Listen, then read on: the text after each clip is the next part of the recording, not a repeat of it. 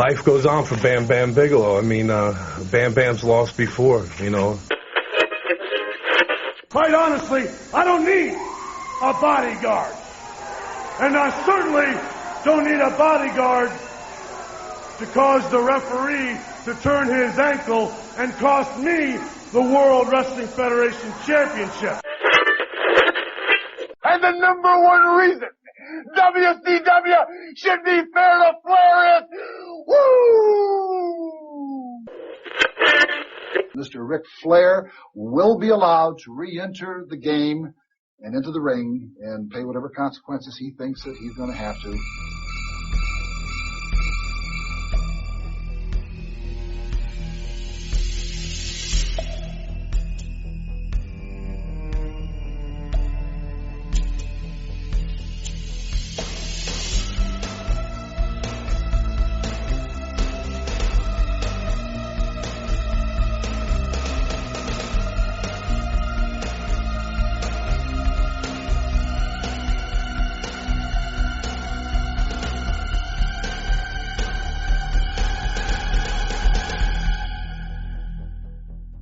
Hello, my name is Bob Bamber and welcome to the Wrestling 20 Years Ago podcast. We're going back in the time machine to April of 1995 for Volume 1 of this month's show. Volume 2 is an ECW special. There's a small matter of a world title change and Sabu being fired, so that's its own show.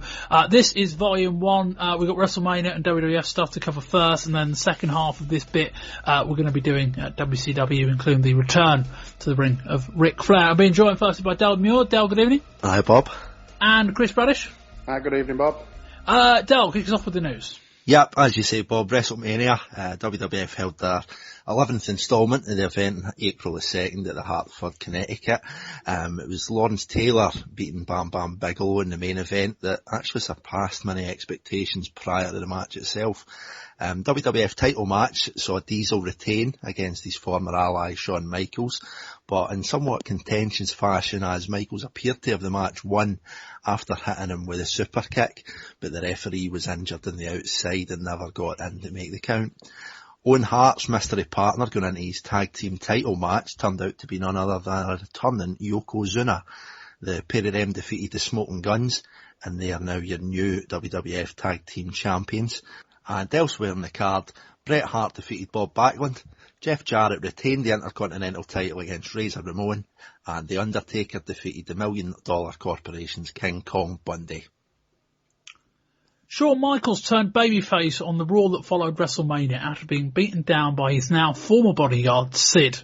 Michaels rightly attributed Sid's presence at ringside for the reason he didn't win the title at WrestleMania and told Sid ahead of the planned rematch in your house that Sid could, quote, have the night off. Sid didn't take too kindly to this and beat him up, laying him out with a trio of power bombs that bizarrely aired during the Raw advert break. The segment ended with Diesel running Sid off and Shawn being stretchered off. The turn was a result of Shawn's babyface crowd reactions at WrestleMania as he expects to miss 6 weeks of television. And back to the main event, Lawrence Taylor's performance at WrestleMania was clearly liked, well liked backstage at WWF management. There's a lot of interest in initially bringing him back in again, but that was only until the buy rate numbers came in for the show. Early estimates show that it was drawn around about 350,000 pay-per-view buys. It's actually the lowest of any WrestleMania ever. The price rise that they did before the show does mean technically it did do more revenue than last year's show though. The company will host the first In Your House pay-per-view next month, and to celebrate they are literally giving away a house. On the show itself, on May the 14th, Diesel will defend his title against Sid Vicious and Bret Hart will face Hakushi.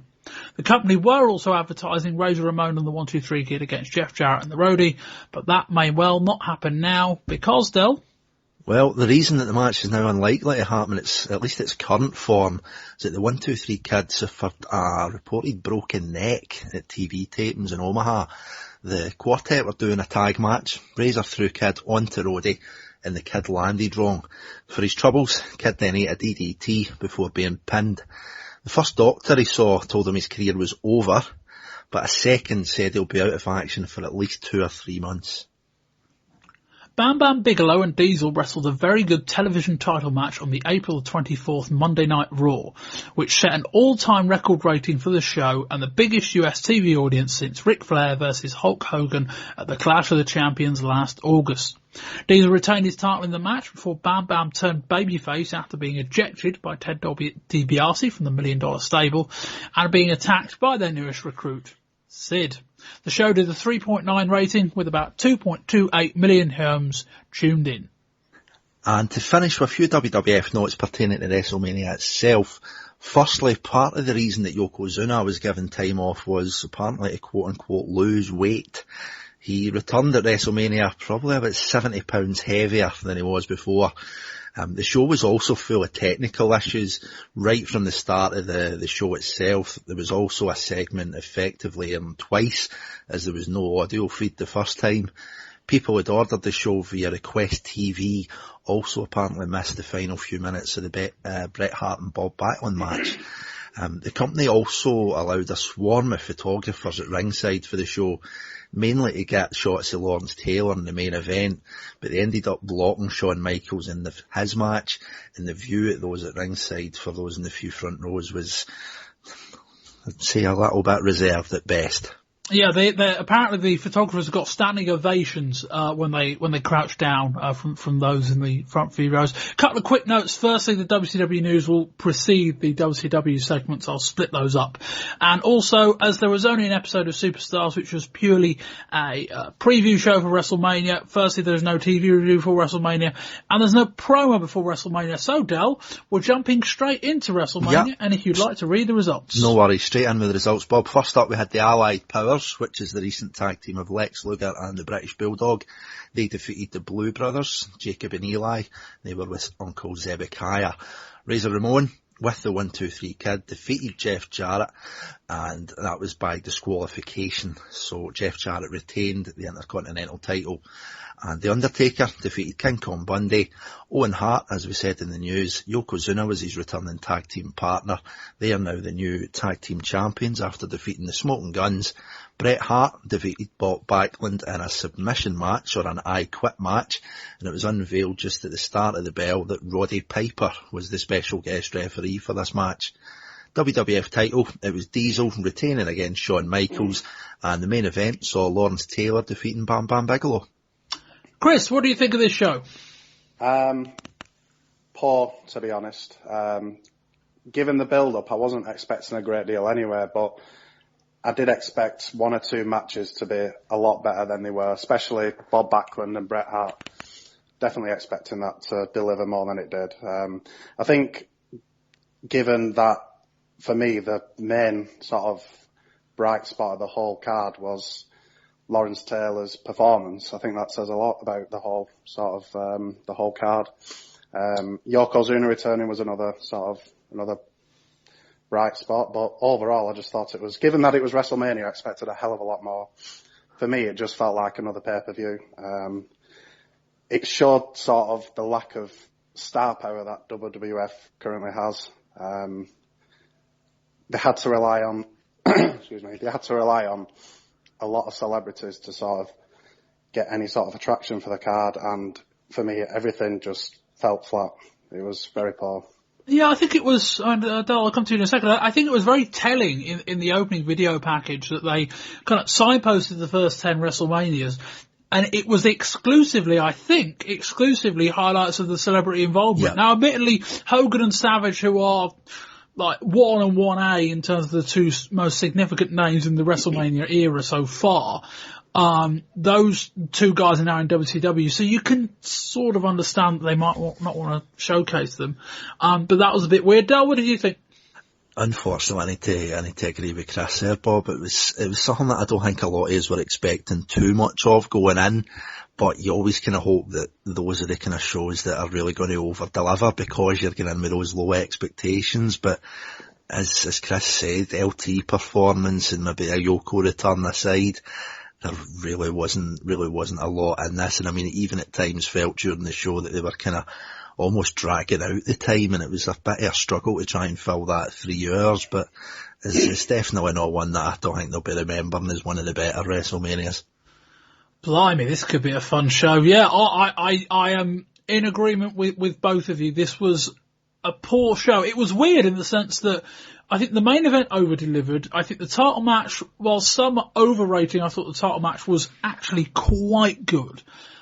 But otherwise, this show was really bad. And what the thing that stuck out for me, the Bret Hart Bob Backlund match was death. It was that bad.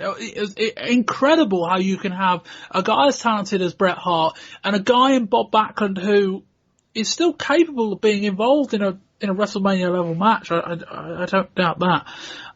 But yeah, that combined with, I think, just the mood and the stuff going on around the show, the tech issues, all of the above, I think a poor show, but we will come to that in turn.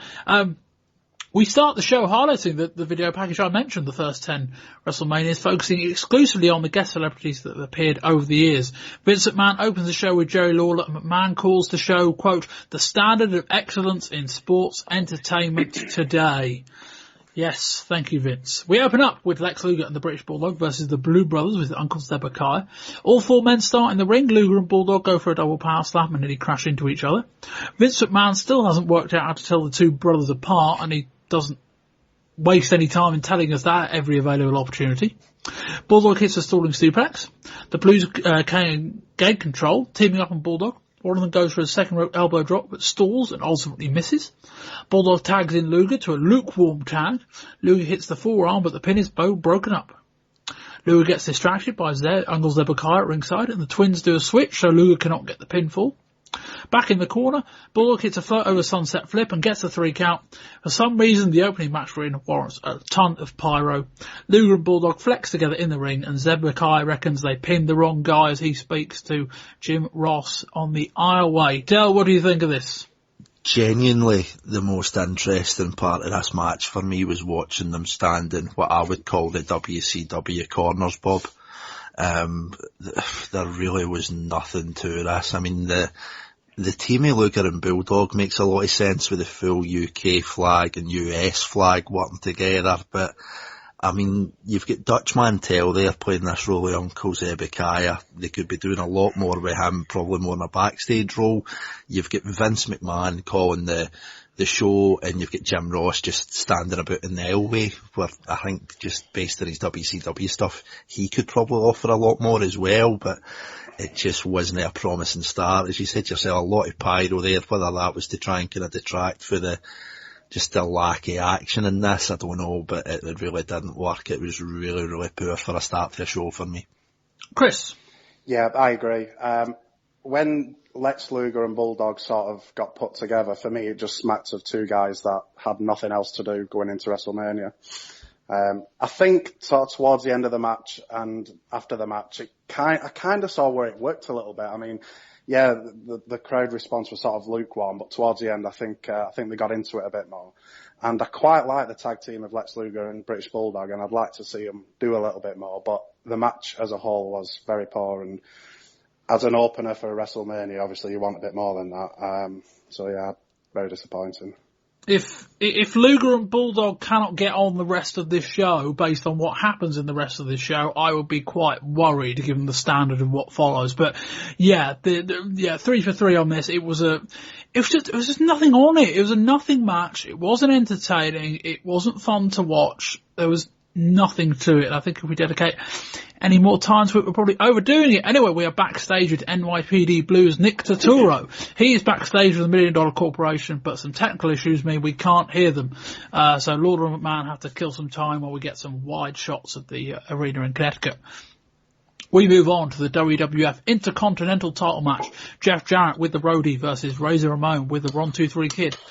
We cut backstage to more technical issues. The 1-2-3 Kid is marking the Roadie for this evening's match. The match starts off at a pace. Razor and the Kid clear the ring and we get Razor's pyro. Jarrett runs into a Razor right hand but only gets a 2 count. The same thing happens again. Jarrett goes for a sunset flip but Razor sits out on it. Razor then knocks Jarrett into the Roadie on the apron. Razor sets for the Razor's Edge, but Jarrett gets pulled out of the ring by Roadie. Jarrett goes to leave, but the Kid blocks his path up the aisleway. Razor rams Roadie's face off the ring post before sending Jarrett flying over the top rope. As this isn't WCW, the match continues. Back in the ring, Jarrett regains control with drop kicks before doing his strut. We then get the traditional Jarrett Razor sleeper spot. Razor escapes, then Jarrett locks in a chin lock. Razor knocks Jarrett down in the corner. The 1-2-3 kid, for some reason, then tries to crotch Jarrett on the ring post unprovoked, but Jarrett kicks him into the guardrail. Razor goes for a bulldog from the turnbuckle, but Jarrett moves. Jarrett locks in a leg lock. Razor eventually rallies and flips the move over. Briefly, the crowd makes some noise. Razor hits a back body drop from the second row, but isn't able to cover Jarrett. Razor is favouring the knee, and he goes for the Razor's edge, but the roadie comes in and forces the DQ. After the match, the 1-2-3 kid explodes on Roadie in a manner that questions why he wasn't on the show in the first place, although I do think he had a concussion at the early in March, which probably suggests why he wasn't. Not that it really matters now, he's probably broken his neck. Jarrett eventually gets the upper hand and puts the leg lock in on Kid. Eventually the WWF officials run out on the heel Scarpa. Jim Ross gets some comments from Jarrett running up the R-way. Jarrett has a bloody lip. Chris, what do you think? I didn't think the match itself was that bad. I thought it was pretty average. There was a couple of good spots, but again, for a WrestleMania match, it just didn't deliver at all. Personally, I thought they could have done a lot more with the 4 guys. Well, 3 guys, if the roadie isn't considered an in-ring sort of guy yet. But to do Razor Ramon and Jarrett again at WrestleMania, and especially to leave the 1-2-3 kid out, which I suppose now makes sense considering the injury problems he's got. But just for me, they could have done a hell of a lot more with those 2 guys, especially Razor Ramon. For me, he should be a lot further up the card now than competing for the Intercontinental Championship in the mid-card. And it just lackluster. It's WrestleMania. You want something more than what they delivered.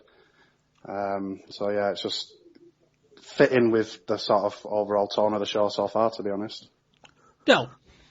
It was alright, to be fair. I mean, I think the biggest worry for me, Bob, was you look back at last year, match of the year pretty much across the board was Razor and Shawn.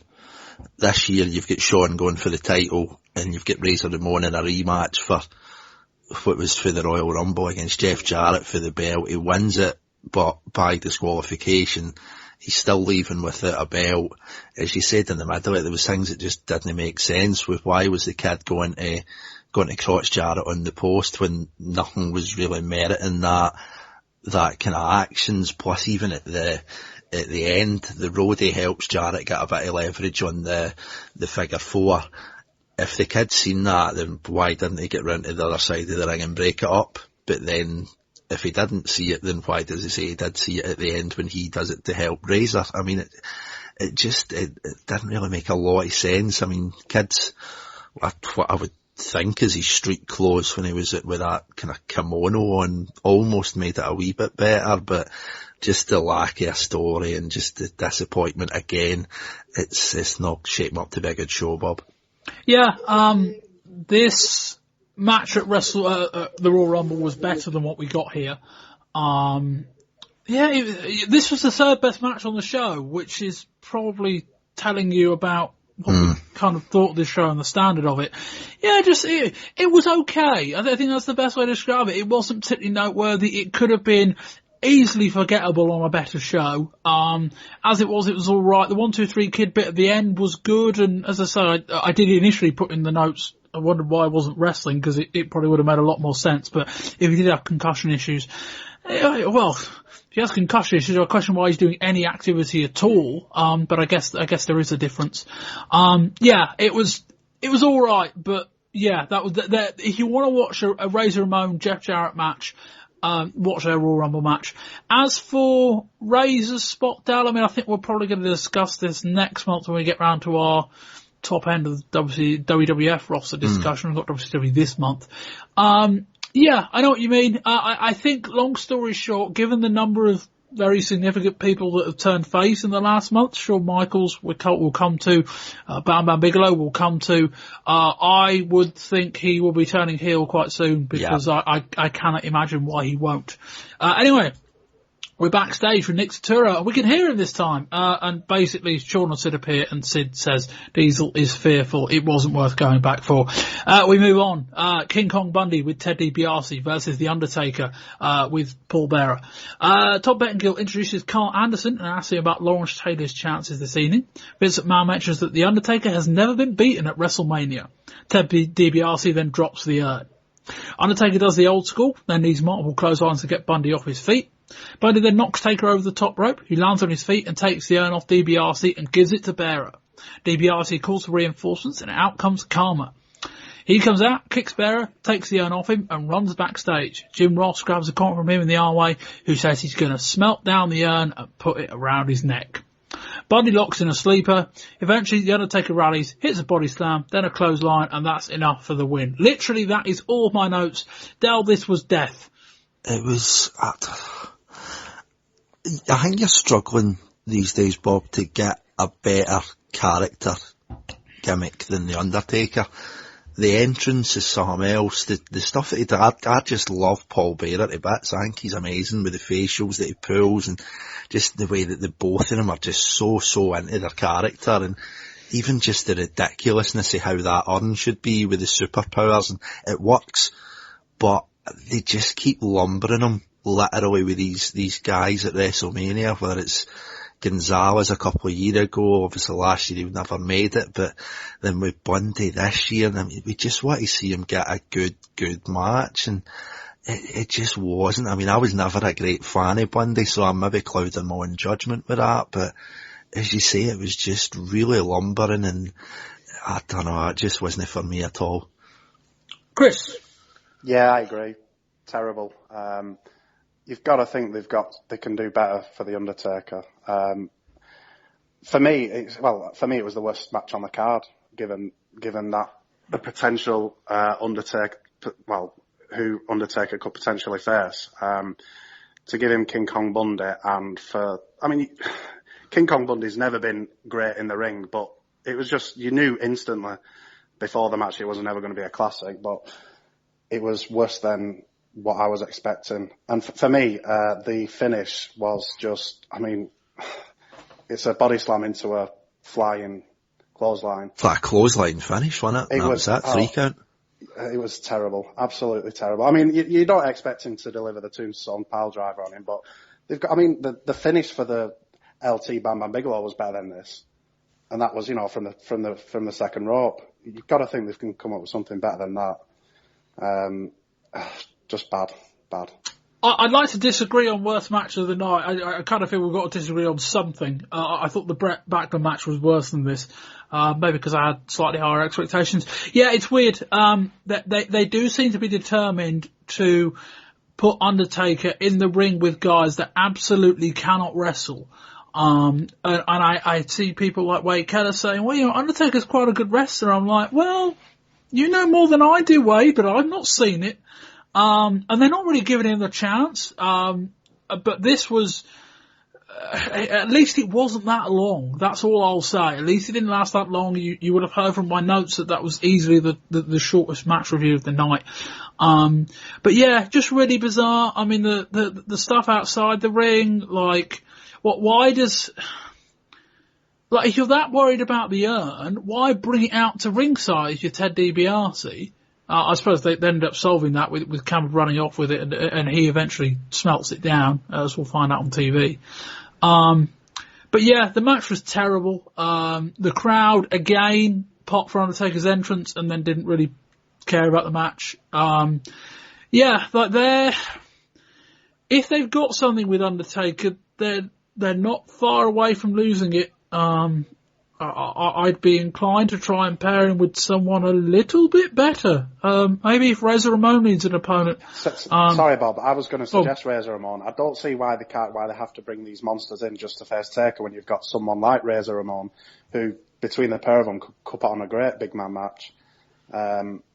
Even guys like, I think Bob Backlund would have been a better program. I mean, I think putting them two together would be it's sort of a strange combination, but it's so much more interesting than having him face someone like King Kong Bundy. Literally anyone else. Well, the IRS, I suppose that was bad as well. Well, but I was even saying that Karma would be a better opponent than King Kong Bundy. At least it'd be a better match. Well, it could be much worse. I'm not convinced. But yeah, all very strange. And yeah, we are 2 out of 3 on really bad matches. And the other one wasn't all that great. Anyway. We are, Nick Turturro is backstage outside Pamela Anderson's dressing room. Apparently she and Michaels have had a disagreement. Turturro grabs some comments from Taylor's All-Pro team. Bob Backlund is playing chess with Jonathan Taylor. Jonathan Taylor Thomas, rather. Backlund doesn't know who Pamela Anderson is, and then he loses his chess match, and he's not happy. Owen Hart and his mystery partner, who turns out to be Yokozuna, versus the Smoking Guns for the WWF Tag Team titles. Owen introduces Yokozuna as his tag team partner, and I have to say, before having seen the note in the torch, Yokozuna looks really big.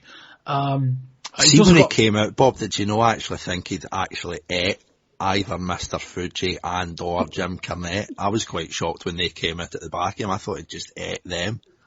Well, he may have Russian doll style ate a slightly smaller Yokozuna.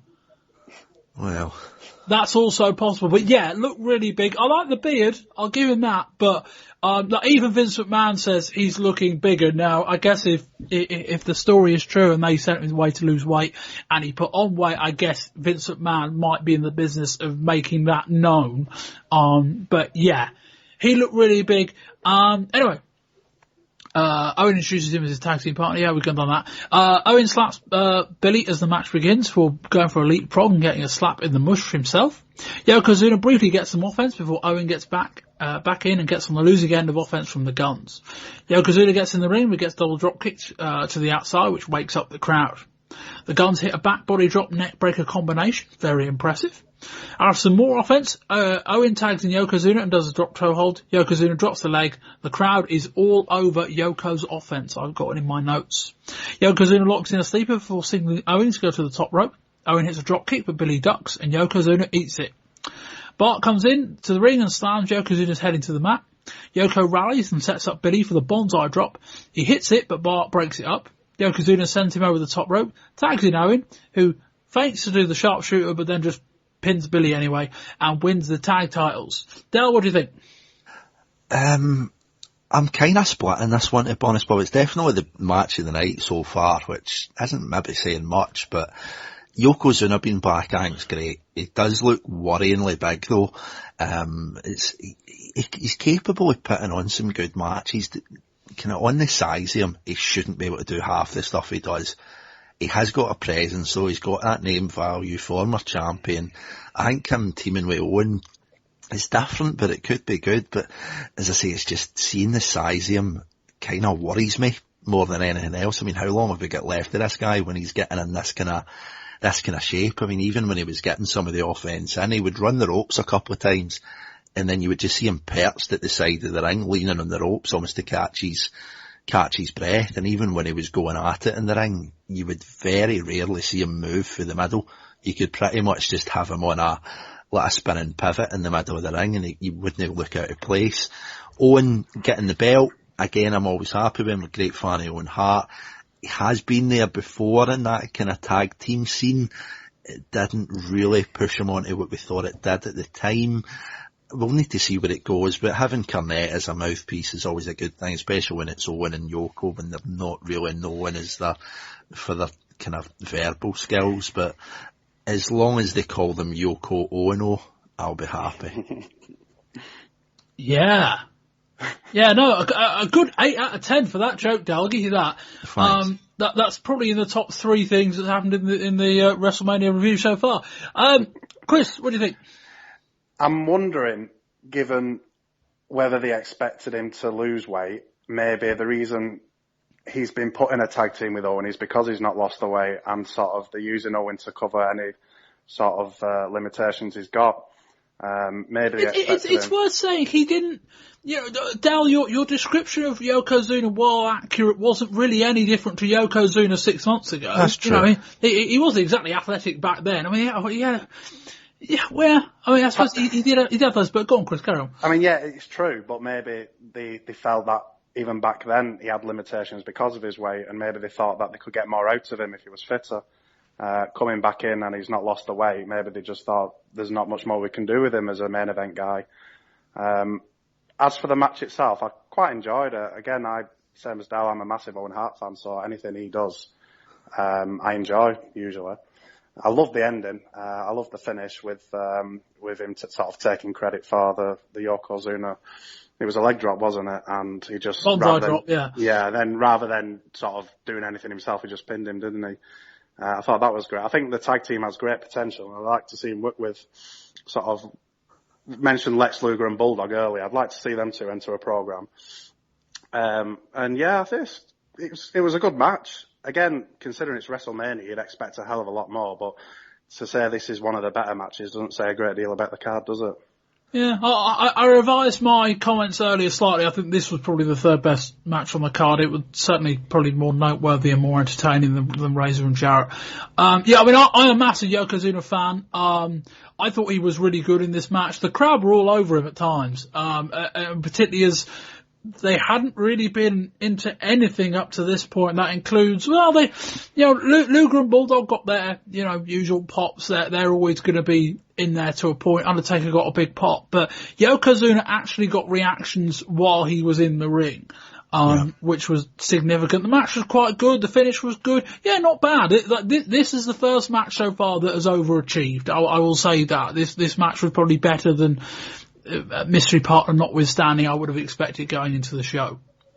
And we move on. We have a blimp inside the arena. I don't really know why.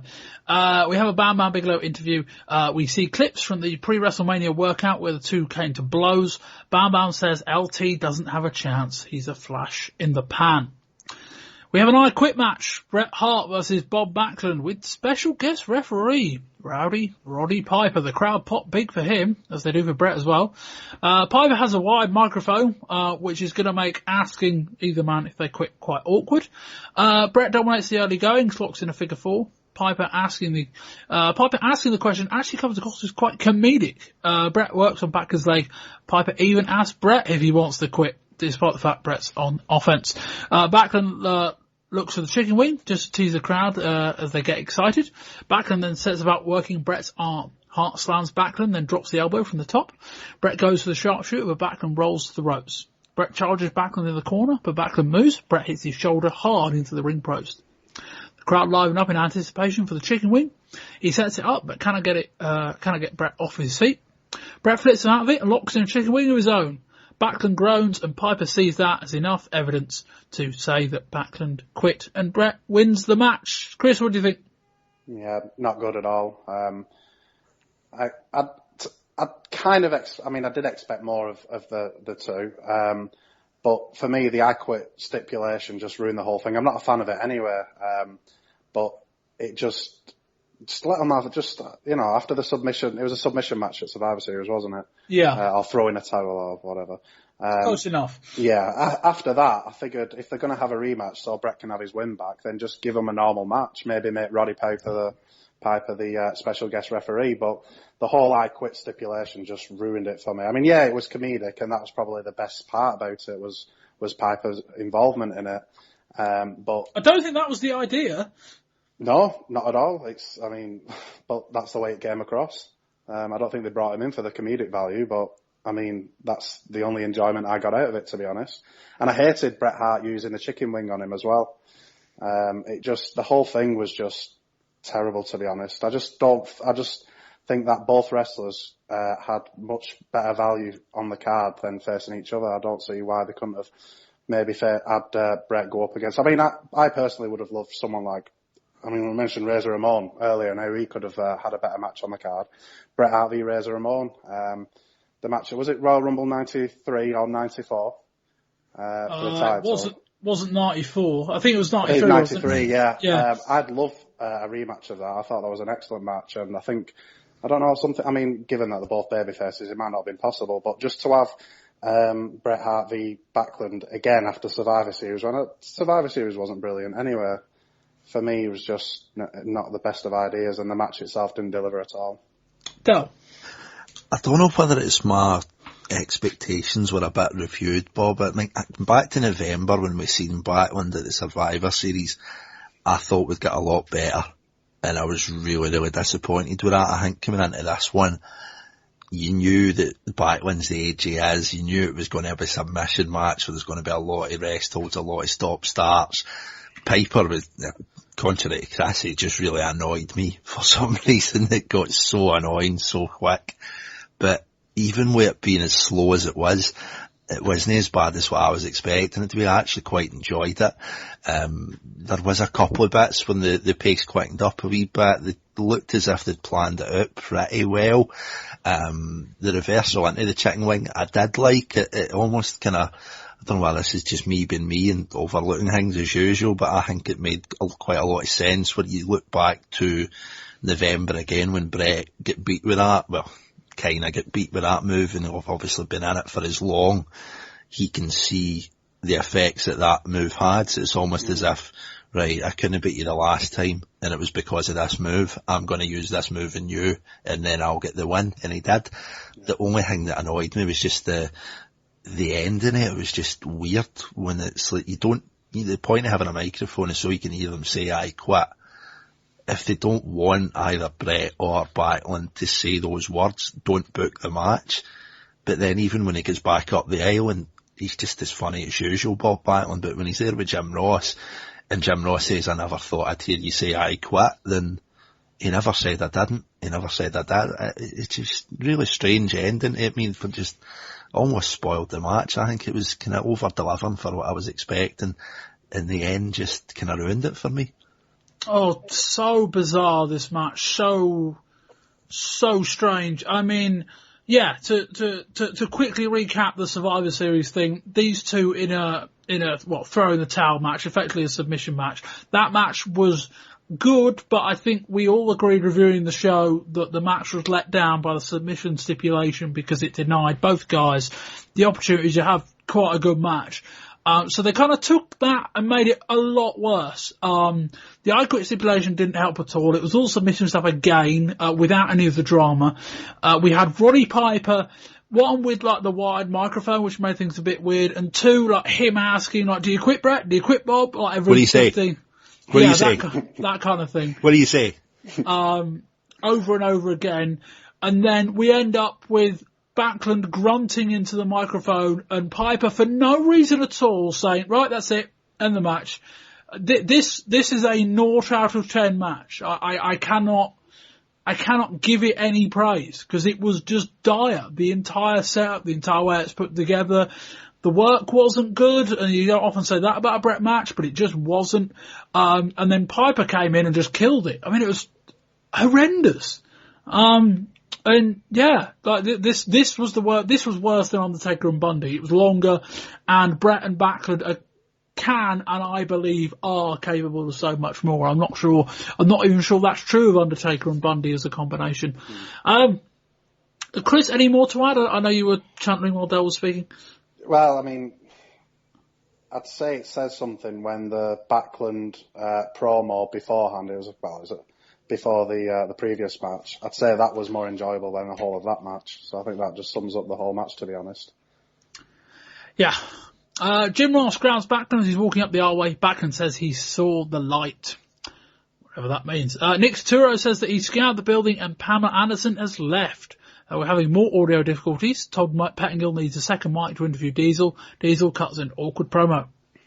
And we move on to the WWF Championship match. Diesel versus Shawn Michaels with Sid. Jonathan Taylor Thomas from Home Improvement is the guest timekeeper. Nick Turturro is the ring announcer. Michael is accompanied to the ring by Jennifer McCarthy and Sid. Diesel comes out, remonstrates to the back, and out comes Pamela Anderson in one of the more creative things they did in the entire show. Diesel flips Shawn over the top rope before the match had even begun. Diesel calls Pamela into the ring. We get some serious pyro. After a series of near misses, Michaels runs into a forearm from Diesel. The crowd I've got are quiet, even but quiet in bold. Just to illustrate my point. Not that really works for a podcast. Diesel sends Michaels miles into the air for a backdrop. Diesel then sends Michaels into the corner for a Ric Flair spot to the outside. Michaels vents his frustration against a photographer. Michaels goes for some punches in the corner, but Diesel throws him into the ring. Diesel sends him to the outside, and Sid gets up on the apron and starts mouthing off. Diesel counters a sunset flip, picks up Michaels and crotches him on the top rope. Michaels sends Diesel to the outside, hits a flying crossbody block from the top to the outside. Shawn then splashes Diesel from the apron. Michaels hits a bulldog from the second rope, but can only get a 2 count. They're selling the story that Diesel has injured ribs. Michaels goes into the corner, but hits a springboard back elbow for a 2. The crowd are slowly getting behind Michaels' offense. He drops a big elbow to Diesel's back for a 2 count. Michaels locks in a sleeper and the crowd rally behind Diesel. Diesel finally makes his comeback with a clothesline in the corner and snake eyes. Diesel knocks Michaels to the outside. Seems the official got injured on the outside as he's going to deal with Sid. Shawn hits a super kick, but there's no ref. Eventually Hebner gets back in the ring, but Diesel ultimately kicks out. Sid pulls out a penknife and exposes the turnbuckle. Diesel hits a back suplex and both men are sparko in the ring. Shawn goes for a cover, but Diesel kicks out before Diesel hits a sidewalk slam. Diesel goes for a catapult in the corner, but Shawn is too far away and falls short of the exposed turnbuckle. Diesel nails a huge big boot and starts hulking up. He then hits a sloppy jackknife and Diesel wins the match. Michaels walks off and Diesel celebrates with all celebrities in the ring. Dale, your thoughts? I'm kind of more on this one where you used to where with the submission match, Bob. I thought this was really, really slow. I don't know. I used the word in the Undertaker Bundy match, which was lumbering, and that's just what Diesel is to me. I just don't see him. He's not really getting any kind of get up and go about him, which kind of ties into this cool character that he's got, but it just didn't work for me. I mean, the finish itself with the jackknife, he just drops Shawn Michaels on his backside. I mean, it's how he's never kind of damaged his spine or anything with that, I don't quite know. There was a bit in the middle where Diesel tries to catapult him into the turnbuckles, but he does it feel like 2/3 of the way across the ring. God love Shawn Michaels for just diving like a boss to try and get into the corner, just sums up Shawn, but it wasn't a good match for me. I mean, there was some good bits in it where kind of more so Shawn than Diesel. I mean, it was almost like Ric Flair kind of selling in the middle of the match. It was really good, but it just didn't do anything. I was really kind of had quite high hopes for this when you're expecting Shawn Michaels going for the title. Going in, I really thought this was his time. They've had that couple of months with Diesel. He's not set the world on fire. He's not maybe been as bad as some folk were expecting when he started, but I really thought this was Shawn's time, and maybe like a Diesel bad guy turn, Diesel and Sid working together, something like that, but the match just didn't click for me, and it was really disappointing. Chris? I didn't think the match itself was bad. I thought it was quite good. The issue I had with the match was the booking of it was, for me, it was bizarre. You have sort of periods where Shawn Michaels was working on Diesel, like Diesel was they were trying to play up Diesel being the underdog with the working on the ribs and the sort of rest holds, and it doesn't work at all when you've got a big guy and a small guy like Shawn Michaels. Yeah.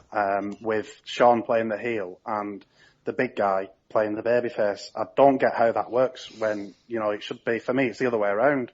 So I was hoping maybe going into the match that they'd do this sort of reverse heel babyface turn with them having sort of Shawn play the babyface role, the underdog role.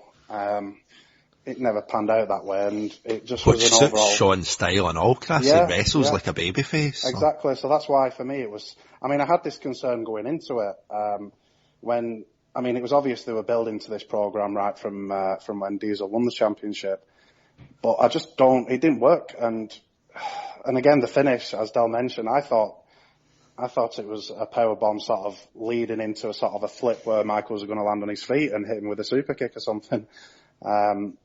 It was, I didn't think it was a bad match, but for me, this is a match that could have been on any Raw, and I thought it was decent, but for it to be a WrestleMania sort of core main event, in that sort of respect, it was poor. If you watch this match in a vacuum, it's quite a good match in terms of it's well worked. You've got Shawn as the underdog babyface working quite hard to beat Diesel. Gets his spot where he should have won the match, but he didn't because of interference on the outside, presumably from Diesel's mate. Properly in a vacuum. And then the heel rallies, hulks up a bit, hits his finisher, gets the pin, and walks off. And Shawn, as the babyface, has his excuse for not winning the match and all of that. So the actual mechanics of the wrestling involved were quite good. But Chris, you're right. The storytelling and the parameters around it really didn't make sense. If you're going to have Diesel as a big guy babyface, you're going to need to either rewrite the rule book or make sure he's facing guys of similar size, because that dynamic just didn't work. It worked a bit better with Brett, although Brett effectively did play an actual heel at the Royal Rumble. It didn't work here. The crowd really weren't into it. I mean, they kind of got into Shawn in the back third, but the crowd were not into this match. I did, like today, just before we went on the show, I did put the show back on briefly, just looking for some audio to cut together. And I turned it on, and Lawler was speaking. I was thinking, there's something wrong with the audio here. It just doesn't sound right. And then I let it run for a minute, and the crowd was just so silent. It was like they were muted. Yeah, the powerbomb was sloppy. Like Shawn almost, as you're right, Chris, he kind of rotates through it and pretty much lands on his feet. I mean, he does end up falling back and selling the move, but he pretty much does. And yeah, it was a well wrestled, poorly put together match. It is the best way I can describe it. I can already feel my 4 out of 10 slipping for this show. Vince standing with Shawn Michaels and Sid, and Shawn, an unbelievable match. Oh, unbelievable, come on. It's believable. Everybody saw what happened. This story of my life, huh? Come on. You gotta be kidding me. I had him to be the new World Wrestling Federation champion. He was out. I gave him some chin music, and he was out colder than a block of ice, and the whole world saw it. You may not like it, but you know the truth when it's right in front of your face, and the Heartbreak Kid proved it to you tonight. I am the best. Oh, sure it is. Little chin music right there. It is over. Am I right? See, I'm going to tell you something, Todd Pettigill. Just like when it comes to the World Series or the NCAA playoffs, there's always more than one umpire. There's always more than one referee. But tonight, a world title at stake, one referee, and he's a bumbling fool. He falls and blows his knees out, and my man has to pay the severe price. And brother, I'm going to tell you something, Diesel. You know you was that far from losing your title. Well, this man is not finished with you. You know something? I'm so sick of talking. I proved it to you right there. I shouldn't have to do it again. But you know something, Big Daddy Cool? If you're even half the man you say you are, you'll face me again, Jack. Come on! You know it, and I know it, and now the whole world knows it. I told you I'm the best, and tonight I proved it. And if I have to, I'll prove it. We get a Shawn interview backstage. He says he had the title match won. Sid says Shawn isn't finished with Diesel. We get to the main event. It's Bam Bam Bigelow with $1 million stable. Ted DiBiase, King Kong Bundy, Tatanka, Nikolai Volkov, Karma, and RS. Against Lawrence Taylor and his all-pro team, Ken Norton, Chris Pillman, Ricky Jackson, Carl Banks, Steve McMichael, and Reggie White. Bam Bam takes a run at Salt and Pepper, who stood in the R way. Pat Patterson is officiating. The men square up, and Bam Bam shoves Taylor. Patterson wants them to shake hands, but Taylor slaps Bam Bam before hitting a lovely clothesline, then sends Bam Bam flying over the top rope. The crowd come alive. Bam Bam returns to the ring, but it's an impressive bulldog. Bam Bam returns to the outside to regroup. But Lawrence Taylor hits an impressive bulldog, sorry. Bam Bam returns to the outside to regroup. Taylor jumps to the outside and confronts the corporation. Bam Bam gets back in the ring and finally gets some control. Bam Bam dominates the next few minutes, eventually going for the Boston Crab. The All-Pro team whip the crowd up and LT gets the ropes. Taylor recovers and hits an impressive back suplex. Bam Bam goes for the moonsault and hits it. Goes for a cover, but then immediately pulls off, selling his knee. Taylor recovers and hits a sort of underhook suplex. Bam Bam barely kicks out. Bigelow hits an enziguri of sorts, then returns to the top and hits a headbutt, but Taylor kicks out. Taylor rallies and drives Bam Bam into the corner. He then hits a forearm and an elbow before going to the second rope and hitting a clothesline. He then pins Bam Bam, and the crowd pops big at the end of the match. Ted DiBiase says to Jim Ross that Bam Bam has embarrassed the corporation. Chris, what do you think? Looking at the match itself, I thought it delivered way more than I expected it to. I actually really enjoyed the match. Obviously, the issue isn't with the match itself; it's with having an American footballer headline WrestleMania. But obviously, we've been through that and the lack of star power. But if you're looking at the match itself, I enjoyed it. I thought LT showed that he obviously put the work in, and there was a couple of good spots. I mean, I was impressed with these. I mean, it's for any normal wrestler, a running bulldog isn't a great move, but for an American footballer to pull it off the way he did and for it to look pretty good, Yeah, I was quite impressed. Bam Bam Bigelow, for me, I'm a massive fan, and I think he is. Well, you say deserves. I say deserves better. His main events in WrestleMania, but I just hope that after this he gets his just rewards and he gets something better, maybe a main event run. But yeah, I enjoyed it. I mean, what else can you say? It's it's an American football headlining WrestleMania. What more do you expect? Del. So far, Bob, I don't have one match over 5 out of 10. So far, this to me was a 7, and it's all down to Lawrence Taylor. Bam Bam, same as Chris, big fan. I think he's a brilliant big guy.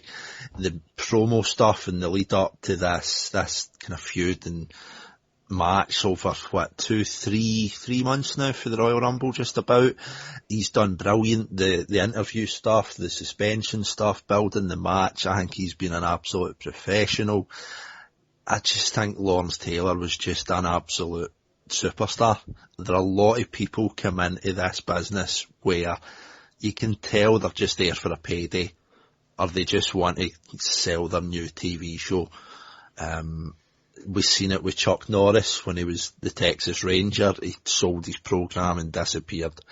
He couldn't even really nail a kick on the outside to Jeff Jarrett. Lawrence Taylor has put the work in here. I mean, he doesn't really need to work on the kind of cardio side of it when being the American football player, but it's just, he really seemed to understand the business. In the match, I thought it was so well put together. They've obviously been working on that, whether it's kind of Pat Patterson getting his payday again with kind of putting himself in that referee spot that we've seen him do before at a WrestleMania, just to make sure that there's somebody in there that knows what they're doing in case there are any issues. I don't think Taylor even needed him. I think he'd done absolutely brilliant. Just totally deserved match of the night for me. And as Chris says, it's maybe not the best situation with it being that it's a quote-unquote celebrity headline in WrestleMania, but the guy put the work in, thought he'd done brilliant. Bam Bam, good as ever, really enjoyed it.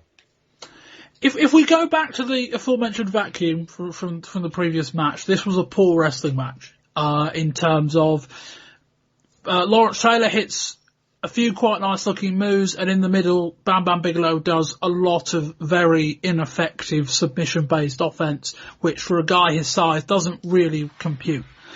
That being said, we come back into the real world. This match massively over delivered. Well, I guess it depends where your expectations were, and I think some people say, well, I think Stuart said it last month, I think Bam Bam can guide LT through a perfectly passable match, and that he did. But as a spectacle, as something that the crowd were invested in, as entertainment value, and watching it going in with very low expectations, this was really good. And both guys deserve a lot of credit. I mean, look, the aim for Lawrence Taylor was come in, give us some publicity, hit a couple of spots. That's what all those photographers were there for, getting in the way of the crowd and Shawn Michaels. Hit a couple of spots that we can put in the press the following week, and win the match. And he did all of that. And we ended up with quite an entertaining main event. And I say, like, it's an awful match if you want to look at it that way. It really wasn't anything of any note. Lawrence Taylor hits a couple of noteworthy moves, because it's Lawrence Taylor, you're like, wow. Like, I guess if you're the kind of person that bought this show, you've seen a bit of wrestling, but you don't really follow it. Lawrence Taylor's on the show, I've got $30 to spare, let's watch it. You would go in and think Lawrence Taylor would be in the main event and wonder what the hell would happen. And I suspect you would be pleasantly surprised with what he did. The moves he hit were very good. And in amongst all of this, the really bizarre thing is that they packed this match with special attractions. Pat Patterson as the referee, they had the All-Pro team at ringside, they had the $1 Million Corporation at ringside, with the photographers, it was like a lumberjack match. There was about 25 people around the ring. They didn't need them. They didn't need the All-Pro team. Other than the small bit in the middle, they were a non-factor. They didn't need the $1 Million Corporation for the same reason. And it's credit to the 4 guys involved. And Chris, I'm in complete agreement. I think Bam Bam, this could well be the biggest match of his career. Who knows? I think, we'll come to his title match on Raw in a bit. I think and I hope that he's going to be involved in some way, shape or form. And now that they turned him babyface, that's probably not a good thing, even though it certainly made sense. But yeah, I agree that Bam Bam was certainly this isn't a great match for him, but in terms of being in the main event of WrestleMania, this is huge. Dal, anything more to add? The only thing that I can add just to your last point there, Bob, I'm going to go back to WrestleMania 10 again. You're saying this could well be the biggest match of Bam Bam's career. He's just headlined WrestleMania, so it probably will be. But last year at WrestleMania 10, he was with Luna Vachon fighting Doink and Dink. This year, he's headlining it. We have just pretty much praised the performance. I mean, bearing in mind the crowd was pretty much dead all night, this match could have stunk and absolutely bombed, considering what they'd watched and the fact that they weren't even in anything before this. I thought they'd done brilliant, and as you say yourself, for Bam Bam to kind of be in this spotlight, especially after what you maybe look at him doing last year, the sky's the limit for him, and best of luck to him. He's as good a big man as you're going to get. Between him and Vader, nobody can really touch them. Dal, is it fair to say this match saved the show? Honestly, yeah. It's definitely added on a point or two to my score for the full show. We'd spoke going in that we never had much expectations for WrestleMania as a whole. I don't think any of us had expectations for this. And as you say, it's not a brilliant show in athleticism, but if it wasn't for this, I mean, what else is this WrestleMania going to be remembered for? Chris, same question. Yeah, that's spot on. What else are you going to remember this WrestleMania for? I think maybe if there'd have been a Razor Ramon title win, or maybe a Shawn Michaels win, then maybe there'd have been more to remember. But as it was all the champions returning, and the highlight was Lawrence Taylor. Oh no, we had a tag title match. Sorry, yeah.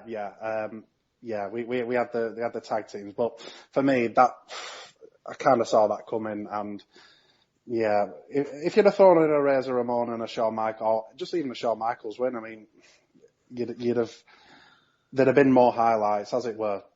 Lawrence Taylor and a returning Yokozuna were the only highlights. Yeah, it's bizarre. I remember saying on last month's show, I feel like they've done a really good, well, not a really good job, but given the ingredients they've got, I thought they did a really good job of signing it. I think, looking back, I was probably wrong. They didn't do a great job. And Backlund and Brett should have been a better match regardless. The stipulation took a lot away from it, but it should have been better. But otherwise, some of this stuff, I don't know. Chris, what we kind of done, very brief final thoughts and a score rating. For a score rating, I'd want to give it a 4, but I can't justify an extra point, so I'd say a 3. Just overall very poor. For me, it wasn't a WrestleMania. The only thing that made it a WrestleMania was the celebrities. And if you have to rely on celebrities to sell your WrestleMania, then you've obviously got problems. So yeah, a very generous 3. Del. I'll be a bit nicer, Bob. I'm going to give it a 4. We mentioned briefly at the start of the show, In Your House debuts next month. For me, this is what this was. There was some celebrity attractions. Pyro, just where any kind of 2-second gap in the show was, they filled it with pyro. There's some pretty disappointing matches, no really big names wrestling wise. Celebrities, they done as good as they could, but something that we always look at when we're reviewing shows and marking them out of 10, especially when it comes to Clash of the Champions and ECW live events, we can't judge them in the same kind of scale as a pay-per-view. This is WrestleMania. It should be the biggest and the best show of the year. It was disappointing. It would have been a 3, but with Lawrence Taylor in the main event, thought they'd done well. I'll give it a 4. We've got a 3, we've got a 4. I was at a 4, but I have since downgraded it down to a 3 myself. For everything we said really. Not even a great show going in, but a show it's like, well, yeah, there's, if Backlund and Brett have a match akin to they have at Survivor Series, Razor and Jeff Jarrett have a match akin to what they have at the Royal Rumble, Shawn and Diesel have a slightly match that makes more sense, and that's the main event. It could have been a decent show. I don't think it would have been any better than that, but it could have been a decent show. It could have been maybe a 6. But a lot of mistakes. 2 awful matches. Let's be clear about this. They were really, really bad.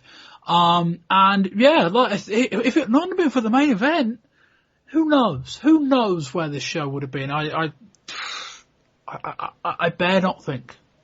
Emotional comments to say. These comments occurred in the post-WrestleMania XI press conference. As far as the $1 Million Corporation, that's what I got to worry about now. I don't know where I stand with that, and it's on my mind. And, you know, life goes on for Bam Bam Bigelow. I mean, Bam Bam's lost before, you know, but, you know, it's not going to change for me. I'm still here in the WWF. It's a new generation, and I'm going to make it a better generation, and I'm going to keep on fighting.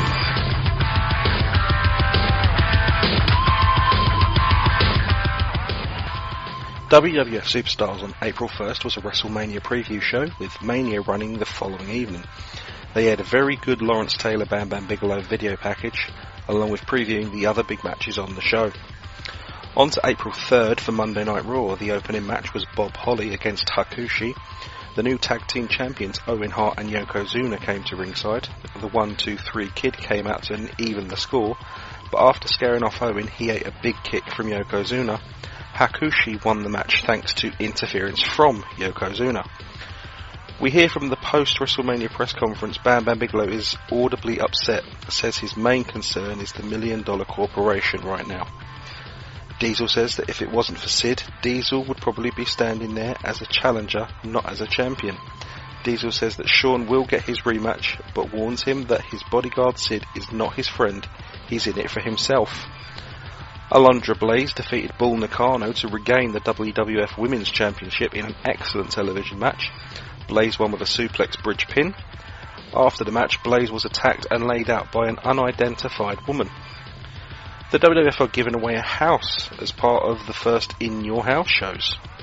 Shawn Michaels cuts a promo at the end of Raw. He accepts Diesel's invitation to a rematch. He says he doesn't need a bodyguard, and he certainly doesn't need one that ultimately costs him the WWF Championship. He says he's giving Sid the night off. Sid doesn't take this well. We go to a wonderfully timed advert break, and when we come back, Shawn Michaels has been laid out and Diesel is out to run off Sid. On to April 8th for WWF Superstars. Mabel is heel now with Mo. Seems like they've dropped Oscar. We cut back to Raw with a recap of the Diesel promo, followed by the full airing of the Shawn and Sid segment. This time we see the beatdown. Shawn squares up to Sid. Shawn says he doesn't need his crap, turns his back on Sid, and then Sid lays him out, before hitting a powerbomb, then a second, then a third. Each one involved letting go of Shawn at the peak of the move rather than driving him into the mat. We also see Diesel run off Sid, then Sid running scared up the aisleway, and Shawn being stretchered out of the arena. Aldo Montoya, the Portuguese Man of War, defeated Jeff Jarrett in a non-title match after they were in a double pin, but Montoya got a shoulder up. The show went off the air with Jarrett refusing to give him a title shot. April 10th for Monday Night Raw, Carmine is out wearing an oversized gold neck chain, the story being he's melted down The Undertaker's urn after he stole it at WrestleMania. In the main event, Bret Hart, Bob Holly and the 1-2-3 Kid defeated Owen Hart, Yokozuna and Hakushi when Holly pinned Owen Hart. On WWF Superstars on April 15th, and we've seen the first vignette for Jean-Paul Levesque, now called Hunter Hearst Helmsley. This is essentially the gimmick he would have played alongside Lord Steven Regal in WCW. We open up April 17th Raw with a clip from Sunday's Action Zone. Ted DiBiase introduces the newest member of the $1 Million stable, none other than Sid.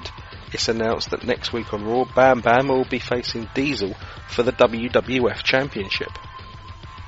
Yokozuna and Owen Hart retained their tag titles against Bob Holly and the 1-2-3 Kid, and the identity of the woman who attacked Alundra Blaze was revealed as Bertha Faye. They showed images of Blaze recovering from a broken nose. She has, in fact, had plastic surgery. Bob Backlund's face turn has seen him take a trip on spring break in a series of bizarre vignettes that aired on WWF Superstars.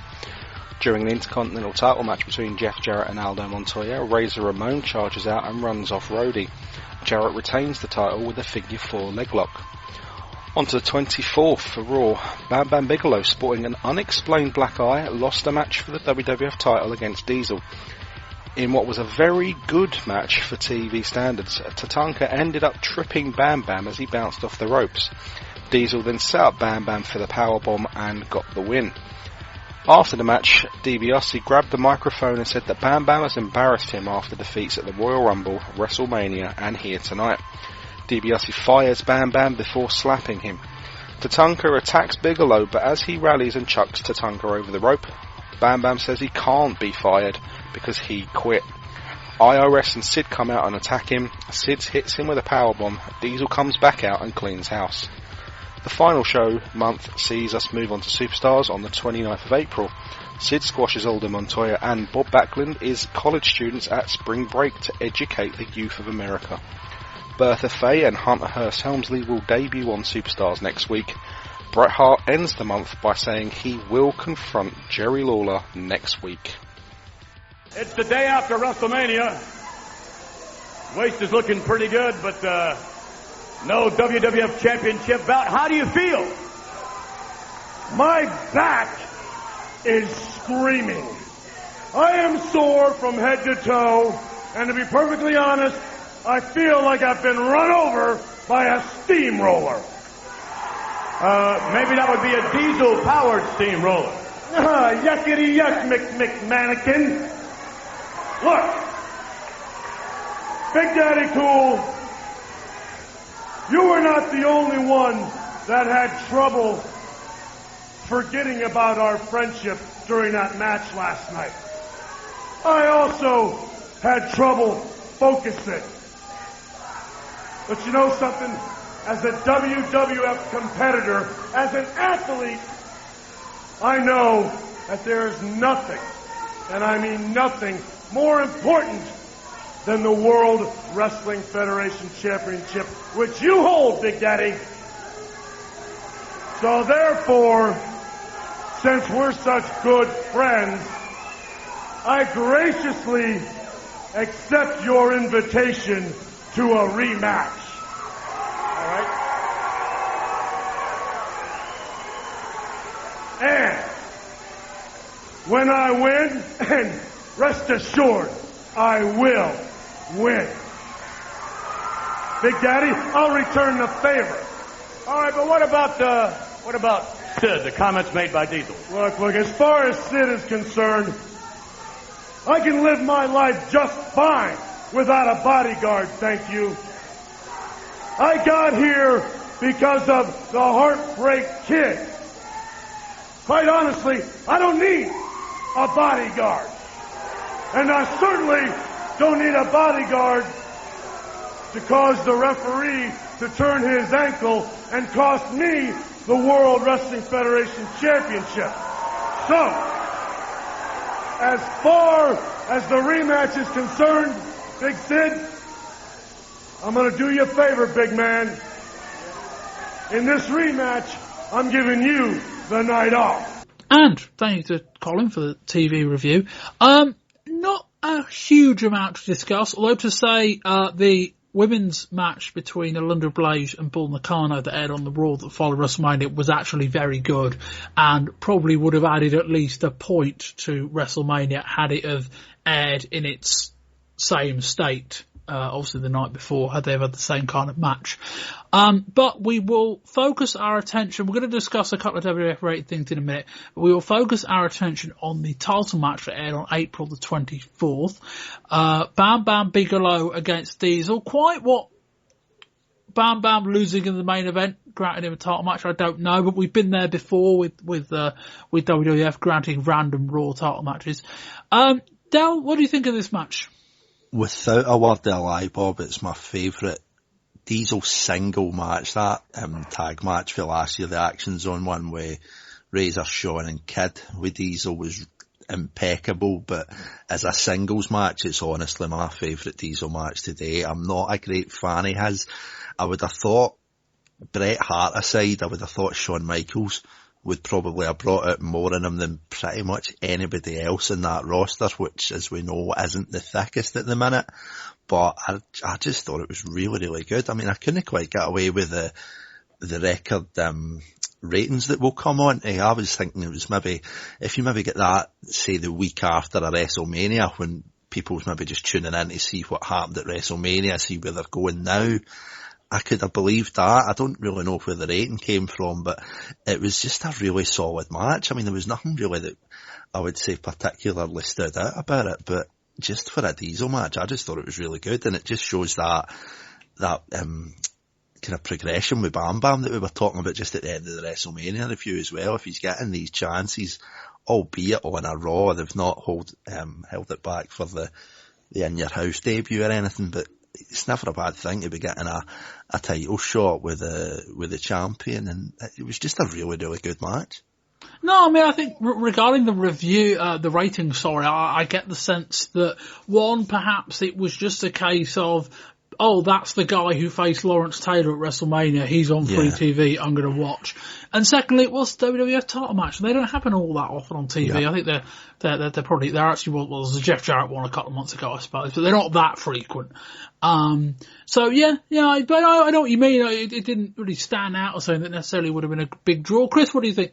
Yeah, same. I really enjoyed it, and for me, I mean, Diesel, since he's become champion, has obviously been carried a great deal in his matches. I didn't see a lot of that, especially with Bam Bam Bigelow, who's just carried Lawrence Taylor to a decent match. I didn't see a lot of that in this, and that's what surprised me. My concern is that I think this could be the last we'll see of Bam Bam Bigelow in the sort of main event title match spotlight. It smacks of sort of, thank you for what you've done. Here's your title shot. Now we're going to bump you down back to the mid card. I think had this been a year ago, and had we been on a schedule that had 5 pay-per-views in a year, I might agree. But if Diesel's going to go deep into this year as champion and probably into 1996, and they've got a pay-per-view almost every month, I think they might have to revisit that at some point. I can't imagine they wouldn't. If Diesel was on the verge of a heel turn, then I'd agree. But the fact that Bam Bam Bigelow's turned face, and I don't see Diesel losing the title anytime soon, I just don't see him revisiting this. That's a fair point. But yeah, I've really enjoyed it. And yeah, as per the ratings, for me, it's just that the title match on Raw explains it for me. The fact that it was the highest number since it was the Clash in August with Hogan and Flair, which is the highest ever for any wrestling show in the United States on television. That in itself is quite a surprise. But like I say, on the back of WrestleMania with Lawrence Taylor, said it'd make more sense if it was the night after. Sorry, the Monday Night Raw after. But yeah, it was overall, I thought it was really enjoyable, and I'd like to see more of that. Yeah, to be clear on the numbers, it was the highest Raw rating ever, and the most number of people / homes that saw a wrestling show on TV since Flair and Hogan. I think the Flair Hogan thing, was a case of it. Shows previously had done bigger ratings because they were older and therefore available in fewer places, or less people had televisions. But I think Flair and Hogan had the volume but not the percentage. I think just to clear that bit up. Chris, what do you think of the Bam Bam face turn? I mean, we heard the clip from the press conference after WrestleMania that aired on TV about 3 times actually, and Bam Bam sounding quite remorseful. In embryo, in isolation rather, I get that. I think the turn made sense. It was quite organic. But given the makeup of the WWF roster, given that Shawn Michaels is the babyface now as well, it leaves them incredibly lopsided. This is my concern with it. Had there'd been a Diesel turn, or maybe a Razor Ramon turn, guys who he can actually work with, then I'd have been all for it. But at the moment, I just don't see, after a feud with the $1 Million Corporation, I don't see what else is left for him to do. And I do think it's a good, I mean, the guy's that talented. He's obviously been able to pull off playing a great heel, and as we've seen in the last few weeks, he does come off as a likeable babyface as well. But I just don't see what they can do with him. Del, I mean, we'd be looking at Owen Hart had they not have done nothing with him since November. We'd be looking at Yokozuna potentially if he was fitter. We'd be looking at Bam Bam if he was a heel. none of those are ideal. I guess you look at turning Razor Ramon. You might look at bringing in Shane Douglas and sticking him straight in the main event. I don't think I'd do that. But that could be an option. They're not out of options, but they're going to have to change a few things. The options that they've got aren't really glaring you in the face, are they? I mean, you've got heels, you've got bad guys on that roster. I think the problem that they've got, though, Bob, is they don't have them at the right level. We've saw the biggest matches that Diesel's had defending that belt. He was against Bret Hart, who is probably the best worker in the world at the minute, so much so that he's able to wrestle a bad guy style, which we've seen at the Rumble, and that worked. We've seen it with Shawn Michaels at WrestleMania. Personally, don't think it works. Shawn has got a very babyface style. He does a lot of high flying, he does a lot of selling, he evokes emotions for the crowd. I just don't see anybody at that main event status apart from probably Yokozuna. Does that fulfill me with promise? The prospect of that kind of Bam Bam Yoko match or a Diesel Yoko match? Not really. And does this mean that we're going to be going back to a Bundy and a Backlund again, which is I can confirmly categorically rule out Backlund, given that Backlund is now a babyface, and it since WrestleMania has been airing in vignettes on spring break. If you ever get a chance to find these, they're largely aired on Superstars, so I don't know how easy they're going to be for people to track down. These are, they're not really great because they're not, but it's just like, what the hell is this? They do sound great. We've got Backlund, who is effectively a babyface now, although not the most overt or obvious to spot babyface, but he's definitely not heel anymore. And yes, he is just wandering around, chatting to students, doing his usual, do you know what this word means shtick. But yeah, they've ruined him. They've given up with Owen. Yokozuna, it's going to be an interesting time because I don't know how they're going to approach month to month. Is it going to be, particularly while Diesel's on top, every month we're going to need a different opponent? Is Diesel just going to kind of go into Hulk Hogan on fast forward? Build the guy up, knock him down, build the guy up, knock him down, build the guy up, knock him down. If they go into that mode and he's got to do a show basically every month, you're going to need a long line of people, and we might end up almost kind of back in the territory days where they kind of just end up bringing guys in just for the purpose of losing to Diesel. So say just him running over the entire roster. That is possible. But yeah, it's an intriguing time. Bam Bigelow as a face turn, I think just about makes sense, but I think they need to move about 3 people across to the heel side. I think we'll discuss that more next month when we discuss the top end of the roster. We will move on to discuss Shawn Michaels. Shawn, we had the thing after, as we would have covered in the TV review, the thing after WrestleMania, obviously where, he said, Sid, your substitute requirements. Sid didn't like that, beat him up. Shawn's been written off television as is going to come back as a babyface. Del, I think that move, I don't think we can really have much umbrage with after WrestleMania. Nap. The reactions that he gets, the matches that he puts on, I think it could actually be a really, really good thing for him, to be honest, Bob. I think something that kind of hurt me as a bit of an obstacle for Shawn at WrestleMania was being billed as that bad guy, being billed as the favourite against what Chris had said earlier on, a guy that's a foot taller than him, 100 pounds heavier than him. It didn't work. Shawn has got that ability in matches to pull emotions out of people. Yep, he can do it as a baddie. He can do it as kind of just annoying people because he's got that kind of face that you would probably quite enjoy slapping. But just the way that he wrestles, the style that he's got, he just screams a babyface. As I say, I was convinced going into WrestleMania that was where they were going. I thought it was Shawn's time. He's getting the belt, or at least winning, or kind of coming out looking a lot stronger.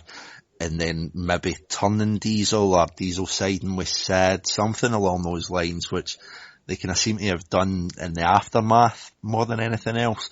But I just think it's got to be a good thing for him. It's going to change the the guys that he's working with. It gives you the opportunity for matches that we've not seen from him. I mean, he wasn't particularly active throughout 1994, so I think it just shows a different side to him. I think it might even be a good chance for them to really kind of just size him up as that guy. Whether he could carry the company at this point, I don't know, but it's definitely somebody that I'm certainly willing to put stock in. Chris? Yeah, agreed. My only concern is when he comes back, I don't see him being put into the main event. I don't think he's going to work with Diesel, with them both being baby faces. So I can see him dropping down, maybe going after the Intercontinental title. So that's the only temporary downside to it. But in terms of long term, I think it's a great decision, and I think he can. Yeah, I agree with Dal. I'm not sure if he can carry the company, but I do think he can be sort of the top tier, who's constantly in the main event. Guys like who are coming up with Bret Hart, and I'd like to see a program with Diesel turning heel. I'm not sure, if we're going to get that, because they seem pretty invested in Diesel as a babyface, but a lot of potential definitely in a face Shawn Michaels. Yeah, I think it's not necessarily a move that were Shawn a good, not a good heel, but were Shawn kind of firmly entrenched as a heel the crowd disliked. It's not necessarily a move at this stage that I think you'd be all over, but given that, one, the way he wrestles, and two, just his kind of popularity as a good guy, I just think it's something you kind of have to do. I think it wouldn't make sense to do otherwise. They've written him off. And yeah, Chris, I think you are right. The one concern perhaps is that while Shawn was a heel, they could do Shawn against Diesel. I don't think they should have done it again. I'd say they came out of WrestleMania and decided just to do Shawn and Diesel again, with Shawn as a heel at the First in Your House. I wouldn't have advocated that, because I think that Diesel-Shawn thing could have turned further, and then you might end up in a position where Shawn was being heavily cheered and Diesel was being booed. Again, that was the move they had to make, and it's now how do they move elsewhere, and what do they do with Shawn when he returns? I would guess the logical thing to do would be Diesel beats Shawn, and then we do Shawn against Sid as almost a kind of main event non-title program. Or if they really want to be a bit funky with it, they could have Sid beat Diesel and then have Shawn chase Sid. I don't think they're going to do that, but that is an option. And that will wrap up this half of Volume 1. We are going to come back the other side of these clips, and we're going to be looking at WCW. We'll start with the news, and then we've got Ric Flair to discuss. It's not bad enough. It's not bad enough at the Royal Rumble. You lost to the 1-2-3 Kid and Bob Sparkplug Holly, and embarrassed and humiliated the corporation. If that wasn't bad enough, you challenged Lawrence Taylor and the corporation, and I stood behind you 100%. Not only did we stand behind you, we were at ringside behind you at WrestleMania, and you lost to a football player, and you embarrassed and humiliated me again. And now this, Bigelow, now this, you embarrass me again. Nobody embarrasses the corporation or the $1 Million Man a third time. I had it, Bam Bam. I had the World Wrestling Federation title right here in the palm of my hand. 1, 2, 3 strikes, you're out. Something has to be done, Bigelow, and I'm going to do it right now. You are fired. Oh, my goodness! Whoa! Look out! Tatanka attacking Bam Bam Bigelow! Tatanka going to work on Bam Bam! Imagine the nerve of tension. Wait a minute. Bam Bam takes the Tatanka down. Tatanka over the top rope. And now go for it. Go for it. Go ahead. Wait a minute, Bam Bam. Don't do anything stupid. You can't fire me! I quit! And now, I'm going to give you 1 million reasons why! And we move on to WCW, I will start us off with the news that Ric Flair has been reinstated into in-ring action in WCW this month after about 3 weeks of television saw him voted back in by the WCW board. After initial vote came back tied, there was campaigning by both Hogan and Savage, as well as Flair himself, in some truly inspired Be Fair to Flair paid-for TV segments. Ultimately, a second vote by the board saw a vote in Flair's favour, as in to return to the ring, who has since united with Arn Anderson and Vader. He will team with Vader in the Slamboree main event against Savage and Hulk Hogan. And going a bit further afield, a New Japan show hosted in North Korea just obliterated any kind of pro wrestling attendance records this month. Certainly at least the ones we can verify were reported 340,000 people watching across 2 days. The show held in Pyongyang was headlined by the returning Ric Flair, and he was going up against Japanese legend Antonio Inoki. It's said that WCW may attempt to take the credit for the show's success, at least in the United States. News on the Hogan-Vader feud is good from a business standpoint. Super Raw did a 0.95 buy rate, just fractionally lower than Flair and Hogan last year. The 220,000 buys would equate to a revenue in the region of $2.45 million, of which Hulk Hogan would pocket over $500,000.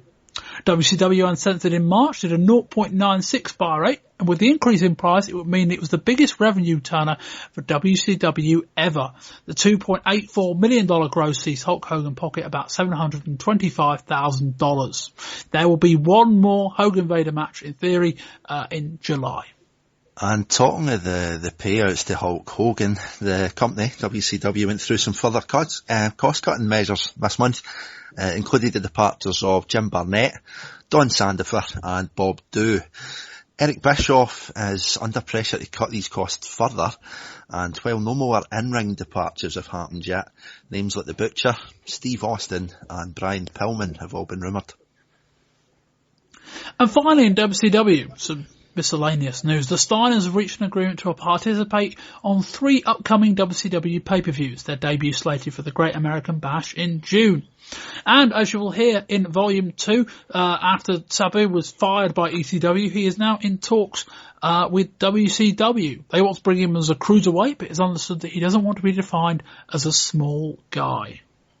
No doubt about it. The 3 Faces of Fear, at least 2 of them right here, continue to win, but there's talk over the last couple of weeks about problems in your camp, Kevin Sullivan. First of all, Tony Schiavone, you're just like the rest of the media.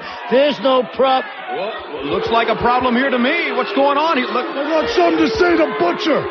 You've been messing up a lot lately. At Starrcade, you should have been the new WCW heavyweight champion.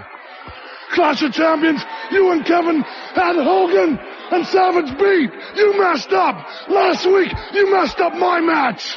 Wait a second, Avalanche. What are you trying to say? Just like the federal law now, 3 strikes and he should be out. What do you want to do? Terminate him? What do you want to do? You want to hurt him? Let me tell you something, Avalanche. We're the 3 Faces of Fear. Well, he's hurting us. Wait a second. We're not the 3 Faces of Confusion. If I thought the way you did, I'd stomp a mud hole in him. But I don't think that way. You see, Avalanche, what you have to do is get compassion. People do make mistakes. Butcher has made a mistake a few times. You gotta... A mistake a few times? A few mistakes a lot of times. You gotta realize maybe that there's still a little bit of Hulkamania in his brain. Maybe you and I need to show him what compassion really is. Butcher, I think... You know, a few mistakes... You got to overlook a few mistakes here and there. You know, hey, we're the Faces of Fear, brother, not the Faces of Confusion, right? You're absolutely right. And I think, like the Avalanche says, compassion. We will teach you what compassion is all about. Butcher, it's okay. Okay, everything is okay with the 3 Faces of Fear and some compassion as well.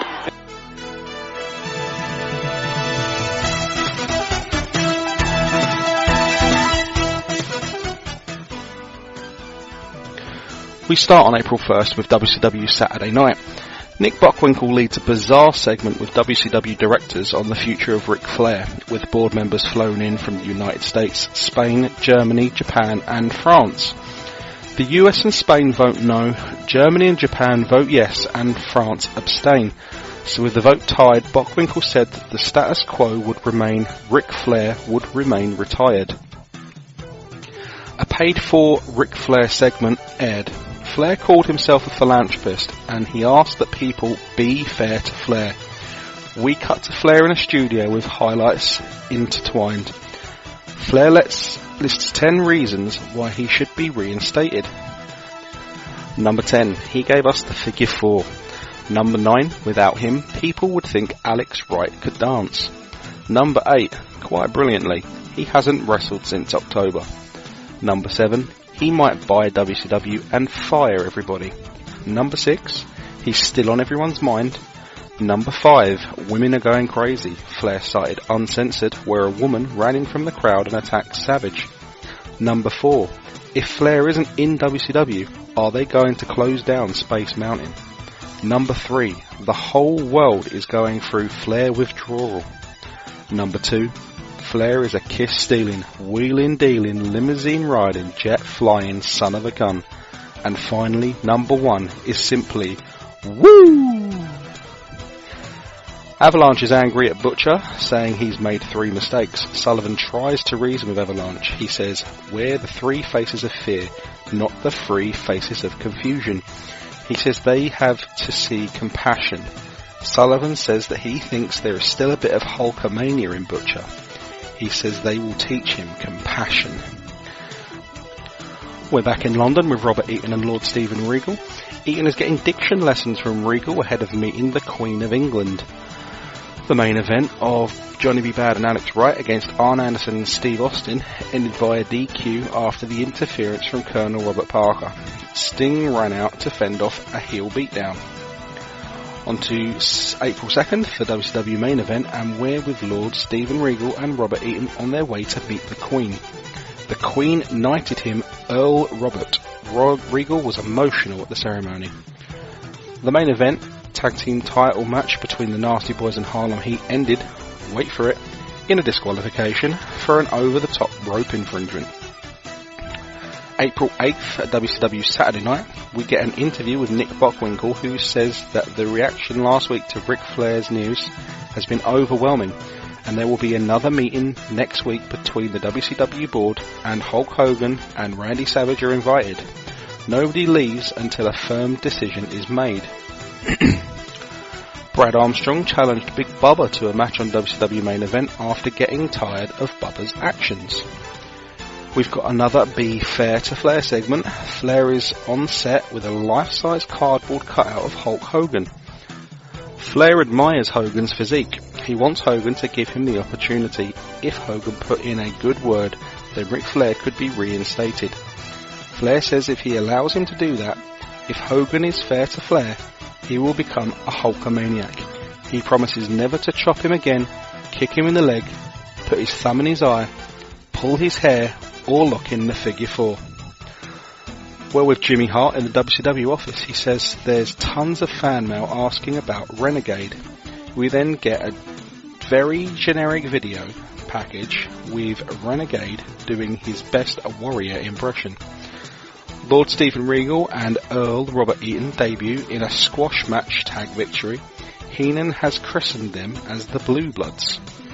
During the main event, Sting hit Steve Austin with a tombstone piledriver, but it wasn't enough to win the match. Austin got his foot on the rope, but lost shortly after due to a roll-up in a very good TV main event. Hogan and Savage are out at the end of the show, talking Ric Flair. Hogan says they have the momentum to get Flair reinstated. Jimmy Hart says he has thousands of letters wanting Flair's reinstatement. On main event on April 9th, Big Bubba defeated Brad Armstrong. Bobby Heenan wants the opportunity to vote on the Flair situation himself, but Okerlund says Heenan might well be open to bribery on the situation. Heenan isn't happy with this suggestion. We're on WCW Saturday Night on April 15th. Bobby Heenan has some official correspondence from Diamond Dallas Page. A large photo of Page having won $13 million in Las Vegas. Tony Schiavone doubts its legitimacy. At the hospital with Dave Sullivan, who says he's getting better and thanks the fans for their well wishes.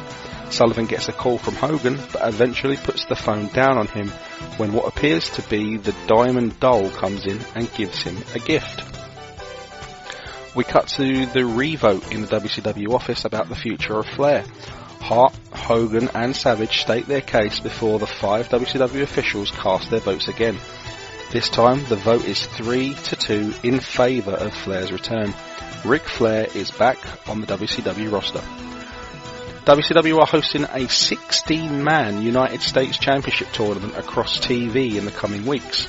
Ric Flair is in the first round. The final will be held at the Great American Bash pay-per-view in June. During the main event, Vader and Arn Anderson versus Stars and Stripes, Ric Flair comes out and high-fives Vader. Flair looks very happy. Patriot gets dumped to the outside and Flair beats him up. Vader then goes to pin Patriot, who kicks out, but the bell rings anyway. There's confusion, but the match continues. Eventually, Vader headbutts Bagwell and Anderson gets the pin.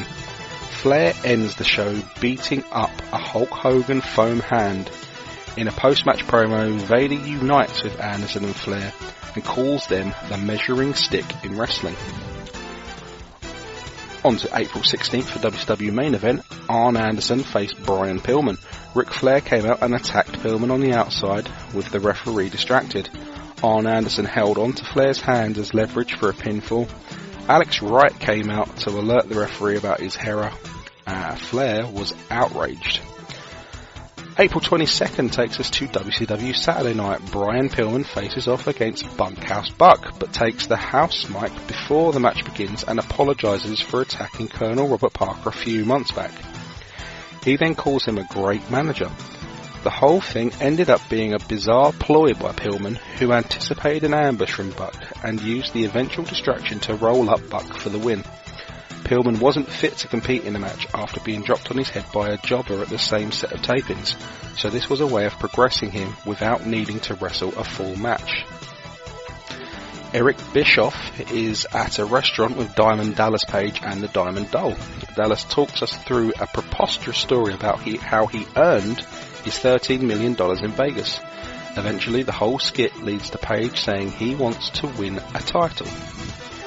We cut to footage of WCW Worldwide and the final split of the Three Faces of Fear. During their tag team match against Stars and Stripes, Butcher came off the top rope but hit Kevin by accident. In a post-match interview segment, an irate Kevin Sullivan starts attacking the Butcher on the stage and pile-drives him for good measure. Sting defeated Arn Anderson in the main event in an excellent TV match. The match was one of the first round US title tournament matches. Sting won with a sharpshooter. In the main event on April 23rd, Steve Austin appeared to defeat Jim Duggan in a US title tournament match.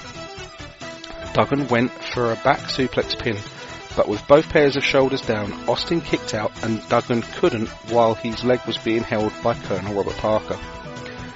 April 29th brings us to the final WCW Saturday night in the month. During a Nasty Boy squash match where Sags and Knobs observed tags but both stayed in the ring, Bobby Heenan said on commentary, "It's like Oakland with his fourth divorce. He just stayed there. Couldn't get rid of him for 2 years." She was an 83-year-old woman.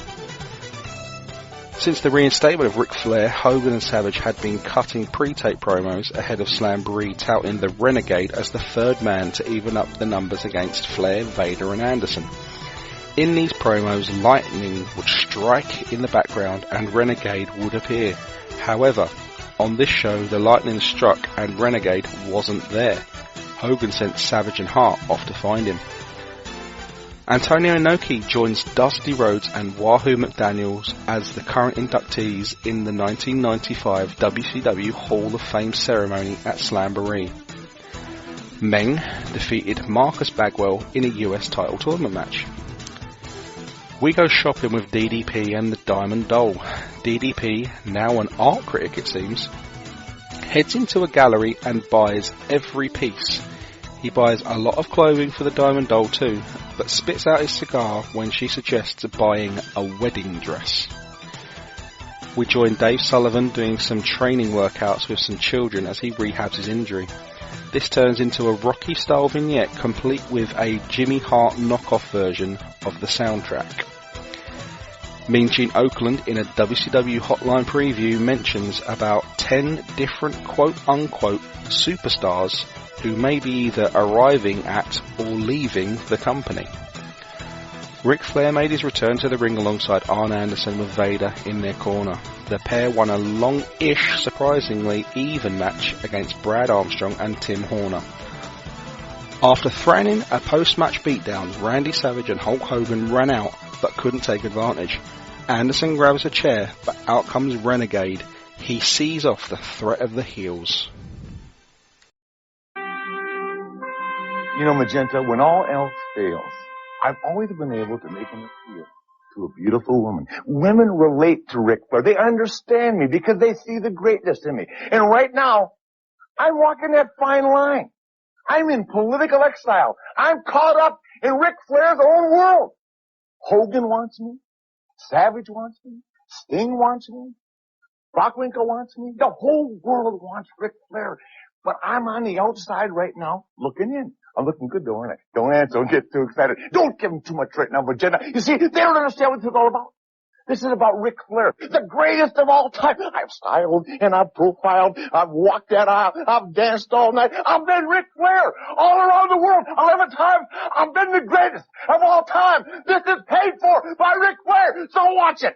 That's why I am Ric Flair. That's why I'm the greatest. But now, Magenta, we're going to show him the tough side of Ric Flair. We're going to show him the fierce competitor. We're going to show him the heart of a lion. We're going to show him the greatest of all time. Lock it up, tie it up, put the figure. Hogan, I'm bigger than you, aren't I? Aren't I, Magenta? I'm bigger than Hogan. Look at me, Hulk. Whoa! Woo! It's so hot. I'm sure, Magenta, that if I hadn't paid for it, you'd have paid for it. Someone out there would have paid for it. It's about the life and time of the greatest of all. Do you hear it? It's that jet, Magenta. It's that kiss, stealing, wheeling, dealing, limousine riding son of a gun coming out me again. And you know what, Magenta? I'm going to show you how I beat them all over the years with the figure four. Watch this, Magenta. It's coming up right now. The Nature Boy. Woo! I'm going to give you one last treat. Everybody out there, 10 reasons why WCW should be fair to Ric Flair. Number 10, the figure four leg lock. I made it a household name. Number 9, without me, everyone thinks Alex Wright can dance. Can you imagine that, Magenta? Number 8, I'm living up to my end of the bargain. I haven't wrestled since October. Number 7, because I just might buy the company and fire everyone. Number 6, I'm still in everyone's mind. Just listen to Hogan and Savage. Number 5, women are going crazy. Look what happened to Savage and Uncensored. A half-crazed woman came out of the stand and beat him up. Number 4, if I'm not in WCW, what are they going to do? Close down Space Mountain? Number 3, the whole world's going through Flair withdrawal. Number 2, I'm a kiss stealing, wheeling, dealing, limousine riding, jet flying son of a gun. And the number 1 reason WCW should be fair to Flair is, woo! Chris, let's talk these Ric Flair segments. Very entertaining. For me, not something you don't see enough of in pro wrestling. I especially love the sort of the scene where they have the votes with Macho Man and Hulk Hogan. And yeah, I just thought the overall sort of idea was great, and it's good to have Ric Flair back. Del. I've got my reservations about just from a storyline point of view, Bob, with the full build-up and pretty much selling a show in the back of it being Ric Flair's last match last year. But at the end of the day, it's a new year. We've only just started. We've missed Flair. Is there an argument with the kind of roster's average age across the top end of that roster? We'll be coming on to that, but at the end of the day, it's Ric Flair. as good a worker as there's ever been. You've seen how entertaining he can be just in the last couple of weeks of TV with these Fair to Flair segments. A personal highlight was that vote, and we've got the Germany representative, which appeared to be called Diet Crap. But it's just good TV. He can talk anybody into an arena. He can put matches on with anybody. I'm a bit sceptical with the full, we'll get people to buy this. We're telling them it's Ric Flair's last match. Give it a couple of months and then they'll forget. A wee bit, yeah. But at the end of the day, as I say, it's Ric Flair. Glad to have him back. I don't even have a massive umbrage with him coming back. I think the story they told was actually pretty good. In terms of they didn't shy away from the Flair retirement thing. It was mentioned pretty regularly, pretty much since November. When Flair returned to TV in February, he said, "I've not returned to the ring." In the Be Fair to Flair segments, just a phenomenal segment. One of his 10 reasons for wanting to come back was, "Well, I haven't wrestled yet." So that makes sense. I mean, what an awesome segment that was. But yeah, I was looking for it, and I kind of went, well, they did quite a clever way of getting to this point. And I don't get the sense your average fan would watch, particularly with Hogan and Savage campaigning for his return and the way they told it. I think they did just about all they could to have pulled the story off without completely kind of screwing things up with Flair's retirement stip. These segments were tremendous. I mean, this is Flair on a level that I'm not sure anyone can touch. You know, I mean, they weren't traditional wrestling promos. You heard one of them. There is another one, part 2, with Flair talking to a Hulk Hogan cardboard cutout, which is almost as funny. Absolutely fantastic. I'm not going to put in both, but I could. But yeah, seek out the second Be Fair to Flair as well. But they're really good. I mean, as I said, they weren't archetypal wrestling promos. You couldn't compare them to, say, a Cactus Jack, who I think is probably on a par with him and Douglas right now as the 3 best talkers in North America. All cutting very different promos, it should be said. But just a tremendous segment. And we got to the rest of the TV, and I only sent you guys kind of those 3 bits, but Flair came back in on like the first TV taping or the first full show after he'd been reinstated. And my favourite part was he just came up to ringside, just high-fived Arn Anderson mid-match. It was fantastic. And yeah, the trio of him, Anderson and Vader looks really good. They did a tremendous job with that. And it's very, it's really exciting. I have to say, WCW Saturday Night in '94 was really dull. It was squash match promo, squash match promo, squash match promo, main event ends in a DQ, maybe a promo. Next week, nothing happened. Since probably the Blacktop Bully stuff that aired in mid-December, I'd say. Since then, the show has gradually improved. It's become a bit more storyline orientated. You're still getting your filler promos and a lot of squash matches.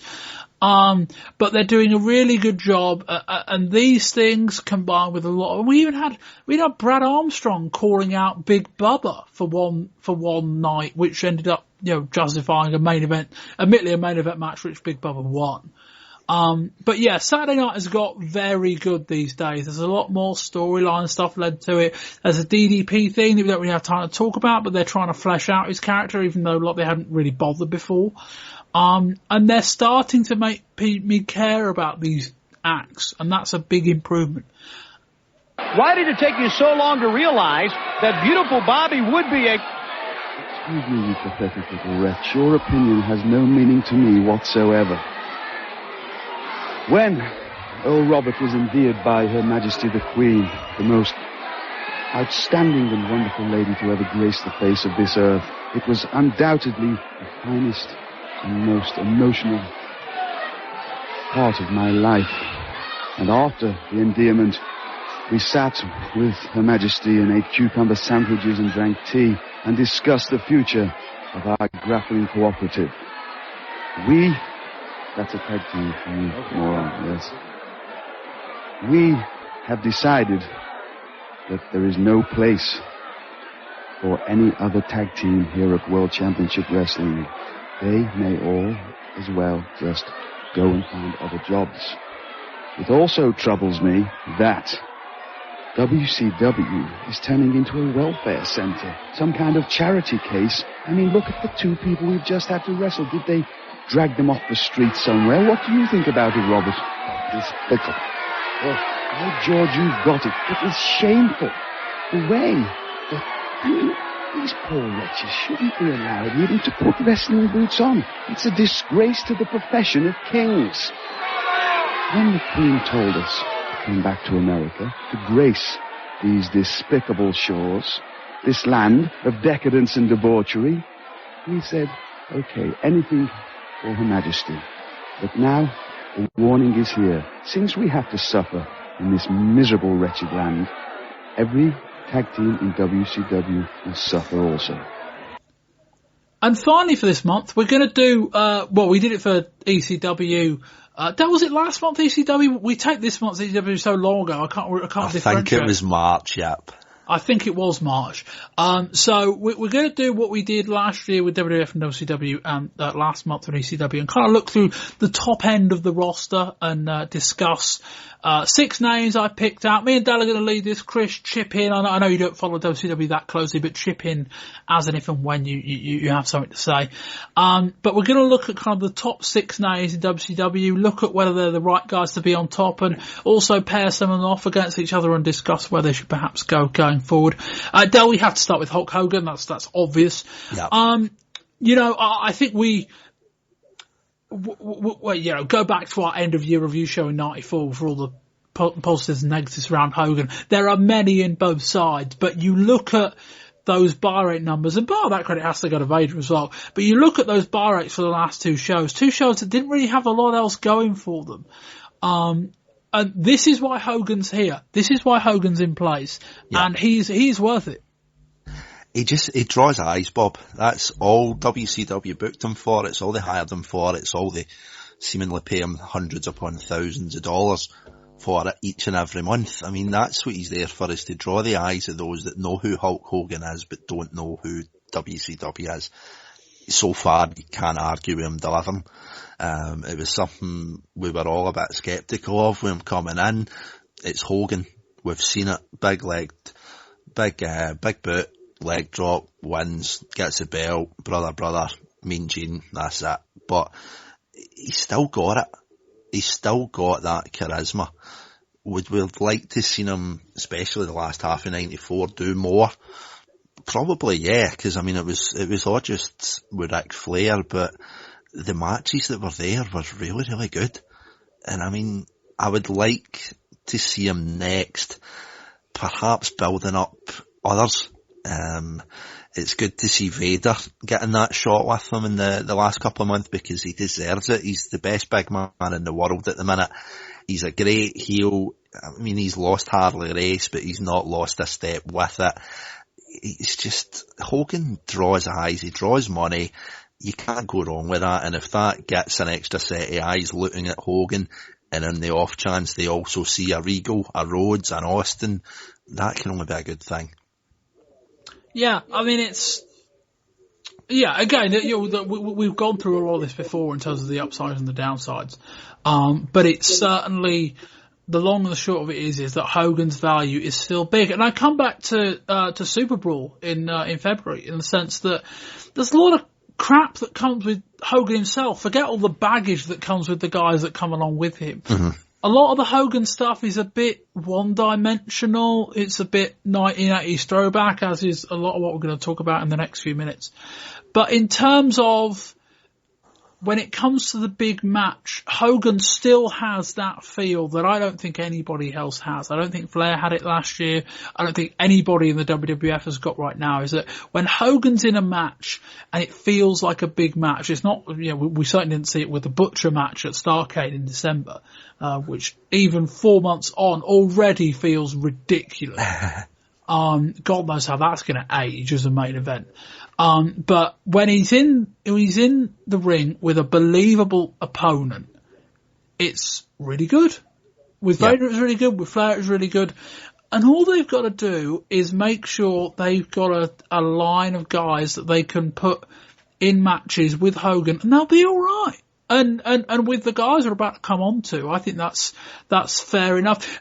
Chris, anything to add? And I'll give you a question if you don't have much to add in terms of what do you think about Hogan now compared to mid-80s WWF Hulk Hogan? Because having looked at, I think Hogan now looks way better as a much more lean, athletic-looking bloke than he ever did in the mid-80s.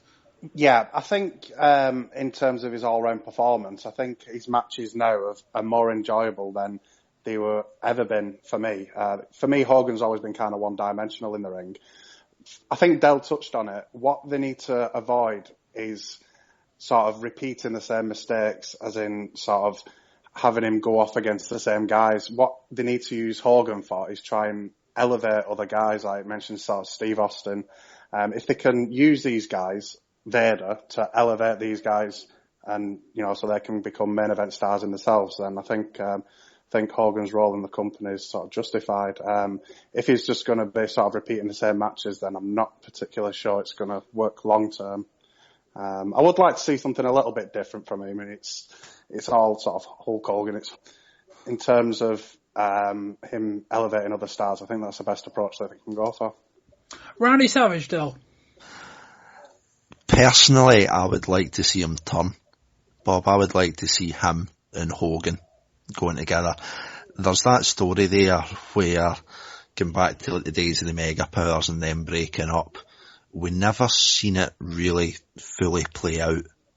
And I think there's still a lot of legs in that. When you've got these kind of names, as much as we want to see them elevate others, these guys don't have a lot of time when you're talking, especially as Chris was saying, long term. These guys don't have a lot of time to be at the top of their game in ring. Some would argue more so perhaps with Hogan than Savage, but some would say they're already past that, which is certainly a fair argument. But we don't have a lot of time left for these two to get their story told for themselves. Long term, they're looking at bringing up other guys, the younger guys in the roster, your Regals, your Rhodes.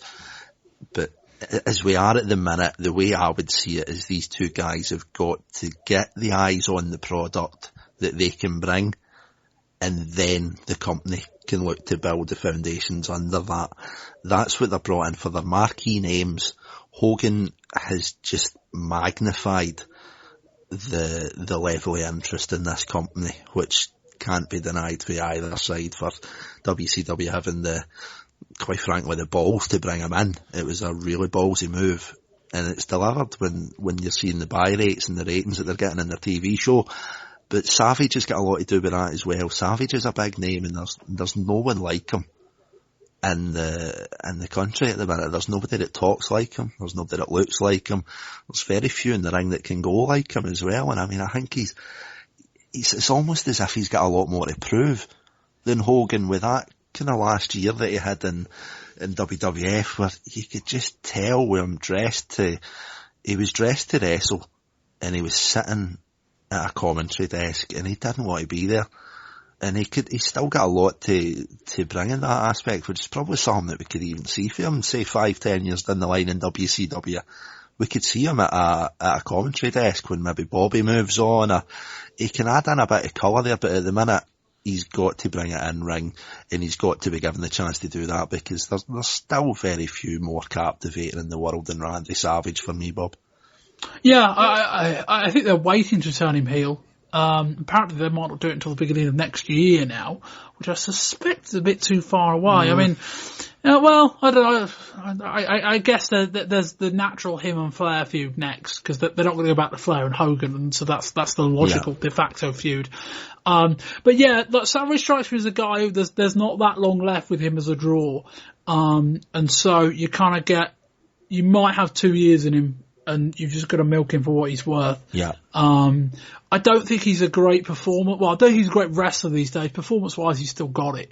But I don't think he's capable of having those great matches anymore, unless he's in the ring with it. Well, I suppose him and Flair, maybe, but I wonder if that's a few years too late. But yeah, in terms of him as a draw, he's still got it. And I would, Chris.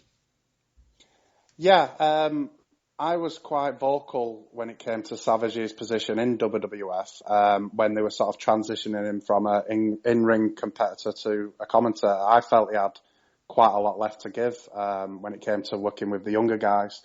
So naturally, in WCW, I think he has got a lot left to give. As mentioned, he's still a draw. I don't think he's got a great deal of time left when it comes to putting on great matches, but I do think that he's still got an in-ring value. So yeah, I think sort of a couple of more years with him sort of on top. I would like to see another program with him and Hogan, with Savage turning heel. I think there's potential there. So yeah, I'm quite happy to see him carry on for a couple more years. Dale, we have spoken about Flair, so we'll keep this more brief. But your thoughts on Ric Flair? It's kind of similar to the two we've already discussed, Bob. These are without doubt the biggest names that WCW has got. Hogan was brought in as a flagship. He's done it. Savage was brought in as a name. He can do it. Flair, we've not seen him for a couple of months. We've still seen he can be as entertaining with the segments that we've discussed. It's where they go next with him. Is he going to be that kind of on-off babyface heel that he's done before?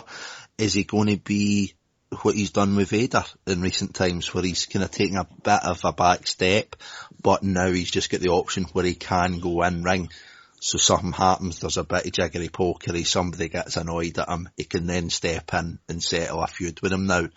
It's where they go with him next. Again, he's not blessed with years left, but he's still Ric Flair, and we've seen that he can still do the matches. So I think this could possibly be the last big year of Ric Flair, and hopefully it's one to remember.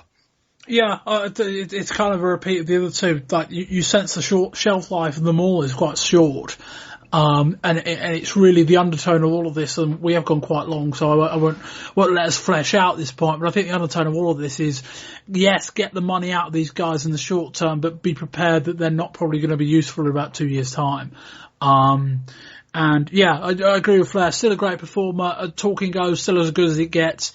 In-ring wise, he can still go, but I get the sense that Flair more than a Hogan, and more than a Savage, to a point, it's kind of like, if you're a Hulk Hogan level guy, if your in-ring ability was never that good, and you stay over as a character, you can almost go on longer than someone like Flair, whose popularity in part is based on the fact he's such a good worker. Yeah. Even if Flair in 2 or 3 years' time is still a better worker than Hulk Hogan, because Flair is more known as a worker than Hogan was, it might actually be more difficult for him to stay over, just because people like Flair to face or a heel because he's so good. If he becomes less good, it's almost more difficult. But yeah, Flair's still really good. There's still a lot of programs for him. I think they did a really good job within the last few months. I think him and Savage is, I imagine, will be kicking off June, July time, I would have thought. They've got to give Savage a singles feud at some point. They've got to get him away from Hogan, really. And so that's very logical. Chris, anything briefly on Flair?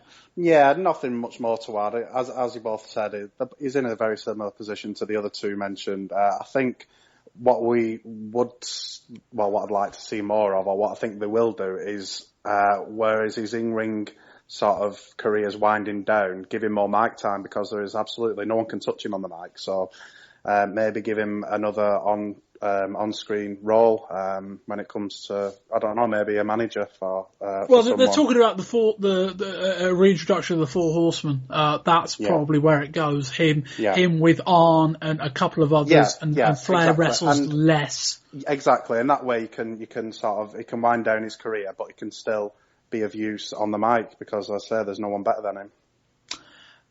Del, Vader. We do these chats, Bob. We kind of look at the top half dozen names in our roster and see where we see them, what they've contributed, what they're going to contribute. The first three all past their peak, but still with name value. This is where the other half of this top six comes in, where these are the guys that are going to be here for the next 5-10 years. These are the guys that need to be built. Vader, they probably stalled a little bit on the full Hogan Flair situation last year. But again, looking back at the draws that they made, it's understandable. But Vader has started well this year. he's coming on with the promo, as we've talked about in the last couple of months. He's getting more time, especially if the Harley races went. He's getting more time to talk. He's got more time to get himself just seen as the monster that he is. He can feasibly go into the ring with anybody, and the match could end in 30 seconds, and you would believe it. He's a strong competitor. He can do things that nobody else can do. That moonsault still is as good a move as you're going to see in 1995 as it was in 94, 93, 92, 91. He's just got something that very, very few people have got, and now he needs to step up from being the top of the B League to getting into the A League, and having that feud with Hogan that he's had is definitely doing that, and I just hope it continues. Yeah, Vader's probably my favourite all-round performer going right now, in terms of just, like, he wrestles my kind of style of match, in terms of I very much enjoy that bigger style, that Vader, that Bam Bam Bigelow type thing. That's something that's really, really, really good for me in terms of I like a believability factor, and because Vader's so big, he's so believable, just this brute. He's tremendous, and it's just a matter of one thing they had last year is that the one thing they really got with Vader full stop is that it's not particularly believable for Vader not to be in the main event or to be world champion. And last year he kind of got in a bit of a rut where like they didn't really have a feud for him, so he just kept facing Sting.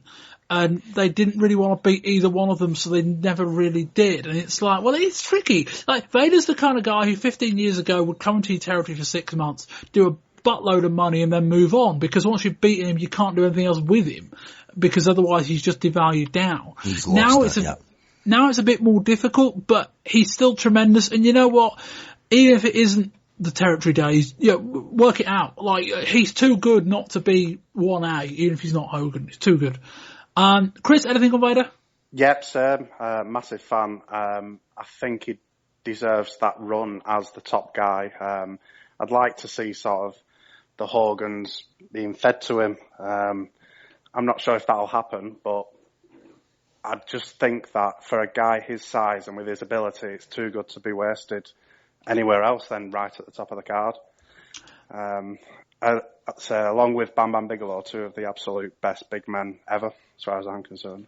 No, can't disagree with that. Del, Sting. Sting could, Bob, be the number one name in this company. Some would say Sting perhaps should be the number one name in this company.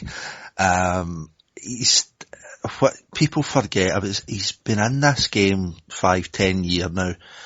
Going all the way back to when he was in the tag team with Ultimate Warrior. He's got something about him. In 1994, well, the last half, I've maybe been a bit harsh. He was good in the first half of 94. Since Hogan arrived, he's died a death. You don't see him. He would show up in shows, do a couple of woos, do a couple of interviews. He would very rarely take his sunglasses off. He was not in a ring position for a long time. It's not a case they should. They need to make him more relevant again and bring him back up to where he should be. You in particular, Bob, you've already mentioned the territories a couple of times this month. The business evolves, and Sting is the next step in that evolution. You get belts and championships, they transcend for one name, which is undoubtedly a Hogan at the minute. He's the biggest name that they've got. Hogan's not going to be here in 10 years. He's possibly not even going to be here in 5 years.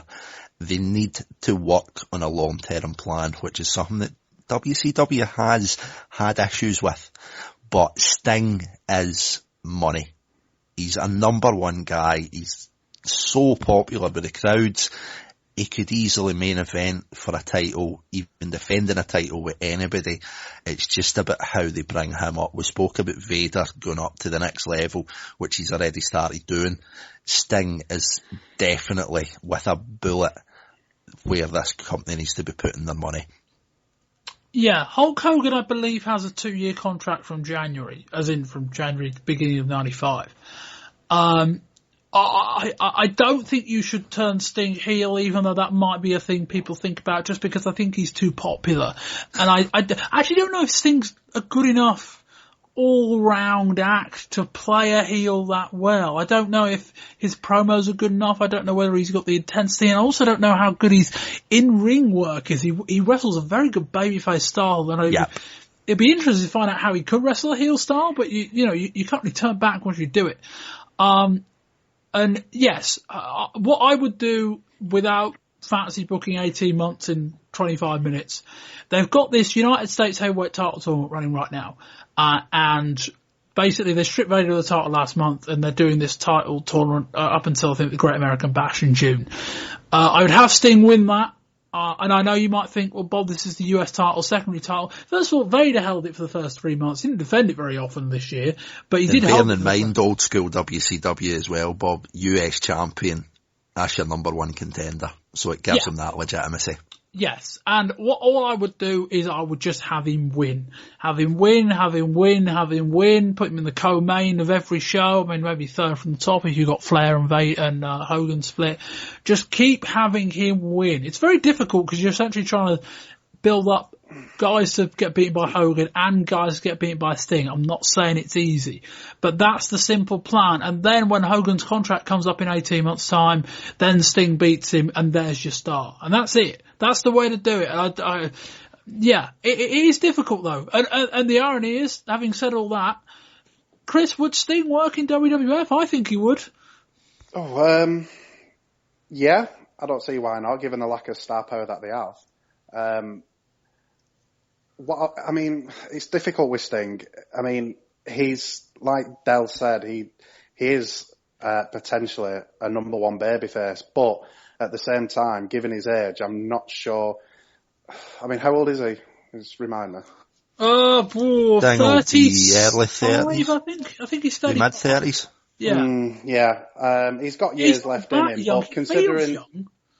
Sorry. I just say he's not that young, but he kind of feels young. Yeah. Fletcher. I just think that if you're still looking at Hogan and Macho Man and Flair being on the top for the next sort of 18 months, that means Sting sort of, I don't know, maybe you've got to sort of pull the trigger on him now, basically, if you want him to reach that level. I would like to see a sort of tweak in his character. I'm not a massive fan of the character.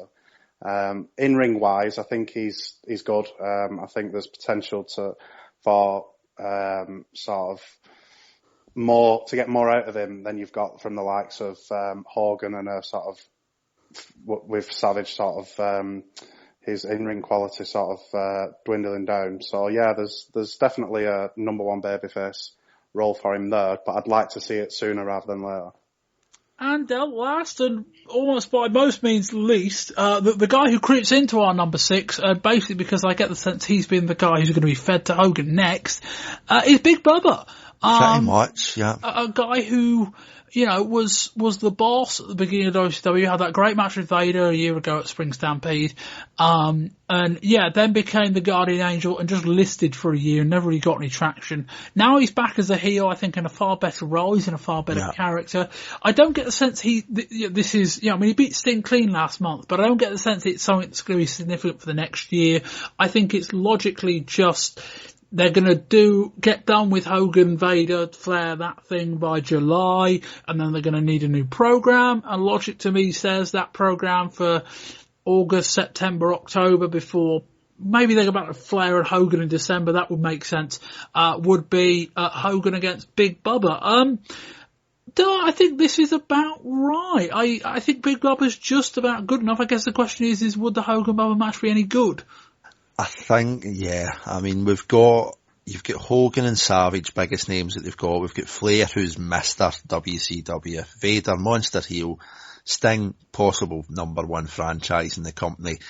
Number 6 is difficult, Bob. Big Bubba he's not somebody, certainly since his days with the NWA, he's not somebody that's really been in that position. We've already seen the stop, start in WCW with the gimmick infringements for New York. We've then got the Guardian Angel that kind of died a bit of a death. It was really just neutered when they took the handcuffs off him with that boss character, and then he kind of struggled to find his feet again. He's went back to what he knows. He's done this character. the character's over. He can channel himself better, I think, in that role as a bad guy, where he can just kind of settle back into that southern drawl and come out and just want to fight. That's what he's there for, is he wants to fight. And he can be believable in beating a Sting. He can probably be believable going into that feud with Hogan. Do I believe he's going to win? No. But he's somebody that is a kind of mid-year feud for me. He's somebody that can slot in, do a job. We've seen him last year with the big kind of almost man mountain fights with him and Vader. We've also seen him in the triangle match with Sting involved in it as well. He can go, he can do a match. It's just a bit of a kind of filling in the numbers for me at the minute. But hopefully, now that he's got this character back, that he can settle into the skin of that, and hopefully we can see it go through there. But as you say yourself, it's kind of the top three, the next two, and then we've got Big Bubba in that kind of C level. So hopefully he can just kind of be the good worker, be the pro that he can be in that, and then hopefully fill out that level with other talent. Yeah, and there's nothing wrong with having Hogan in a 2-3 month feud with Bubba, in the sense that, one, he's had problems, well, not with Flair actually, but he's had problems with Vader in the sense that Vader won't let him beat him and Hogan won't let him beat Vader, or the other way round in terms of the chronology. And while Vader was a heavyweight champion in Japan, they wouldn't let him lose clean in America. He's lost that title now, which is why the theory goes that July will come round and Hogan will beat him. But not every feud can be Hogan Vader level. One, because you don't have that conveyor belt of talent, and two, because if they're all that level, none of them stand out. And for every Hogan Flair, you to a point need Hogan Butcher, although there were 15 guys on that roster who could have lost just as cleanly and been far better. But you need that level of guy. He's a talented performer. He's not awful. I think I described him a few months ago as a squad player. He's a guy I want on my team just because I know what I'm going to get out of him, and he's perfectly solid. Again, in 6 months, they can't turn his character again. Maybe at the end of the 6 months they go, well, we'll put you in a tag team, or, you're a decent talker, we'll make you a manager or whatever. But he's a useful guy to have around. But it does illustrate that there really is a massive drop-off after Sting. It really is those top 5 guys, some slightly above the other, and then we get Bubba, and beyond that, we're into Avalanche, Sullivan, Brian Pillman. I am forgetting a couple of obvious names, I'm sure, but we're in Arn Anderson. We're in that level, Renegade, I suppose. But we're in that kind of level, and it is a bit. Ugh. But no, Big Bubba's fine, and yeah, I think that the macro with WCW right now is they've got a lot of guys that I think the WWF, if they could afford, would have in a heartbeat, because they are all Definitely. big draws. But equally, one, they've got to work out how to best use these guys, and two, they've got to be they've got to be very aware of the fact that these guys have very limited shelf lives, and the fact that look, Dustin Rhodes is a massive loss, in the sense that I think he's the guy who in 6 months would have been there or thereabouts. He may not have been star power, but in terms of a guy they could have put in the main event and it would have been believable, they built him for long enough where that would have worked. Now Dustin Rhodes has been fired, it's more difficult. Anyway, that will wrap up this month's show. A couple of things. I didn't do kind of stuff to go back and watch last month. I think by and large, if you listen to both shows, you'll probably pick it up. But there were 2 very good WCW TV matches this month. I forgot to mention this in my praise area of WCW television. It's Sting against Steve Austin, and then it's Arn Anderson against Sting, I think. It's those 2 matches, both very good TV main events, WCW Saturday Night this month.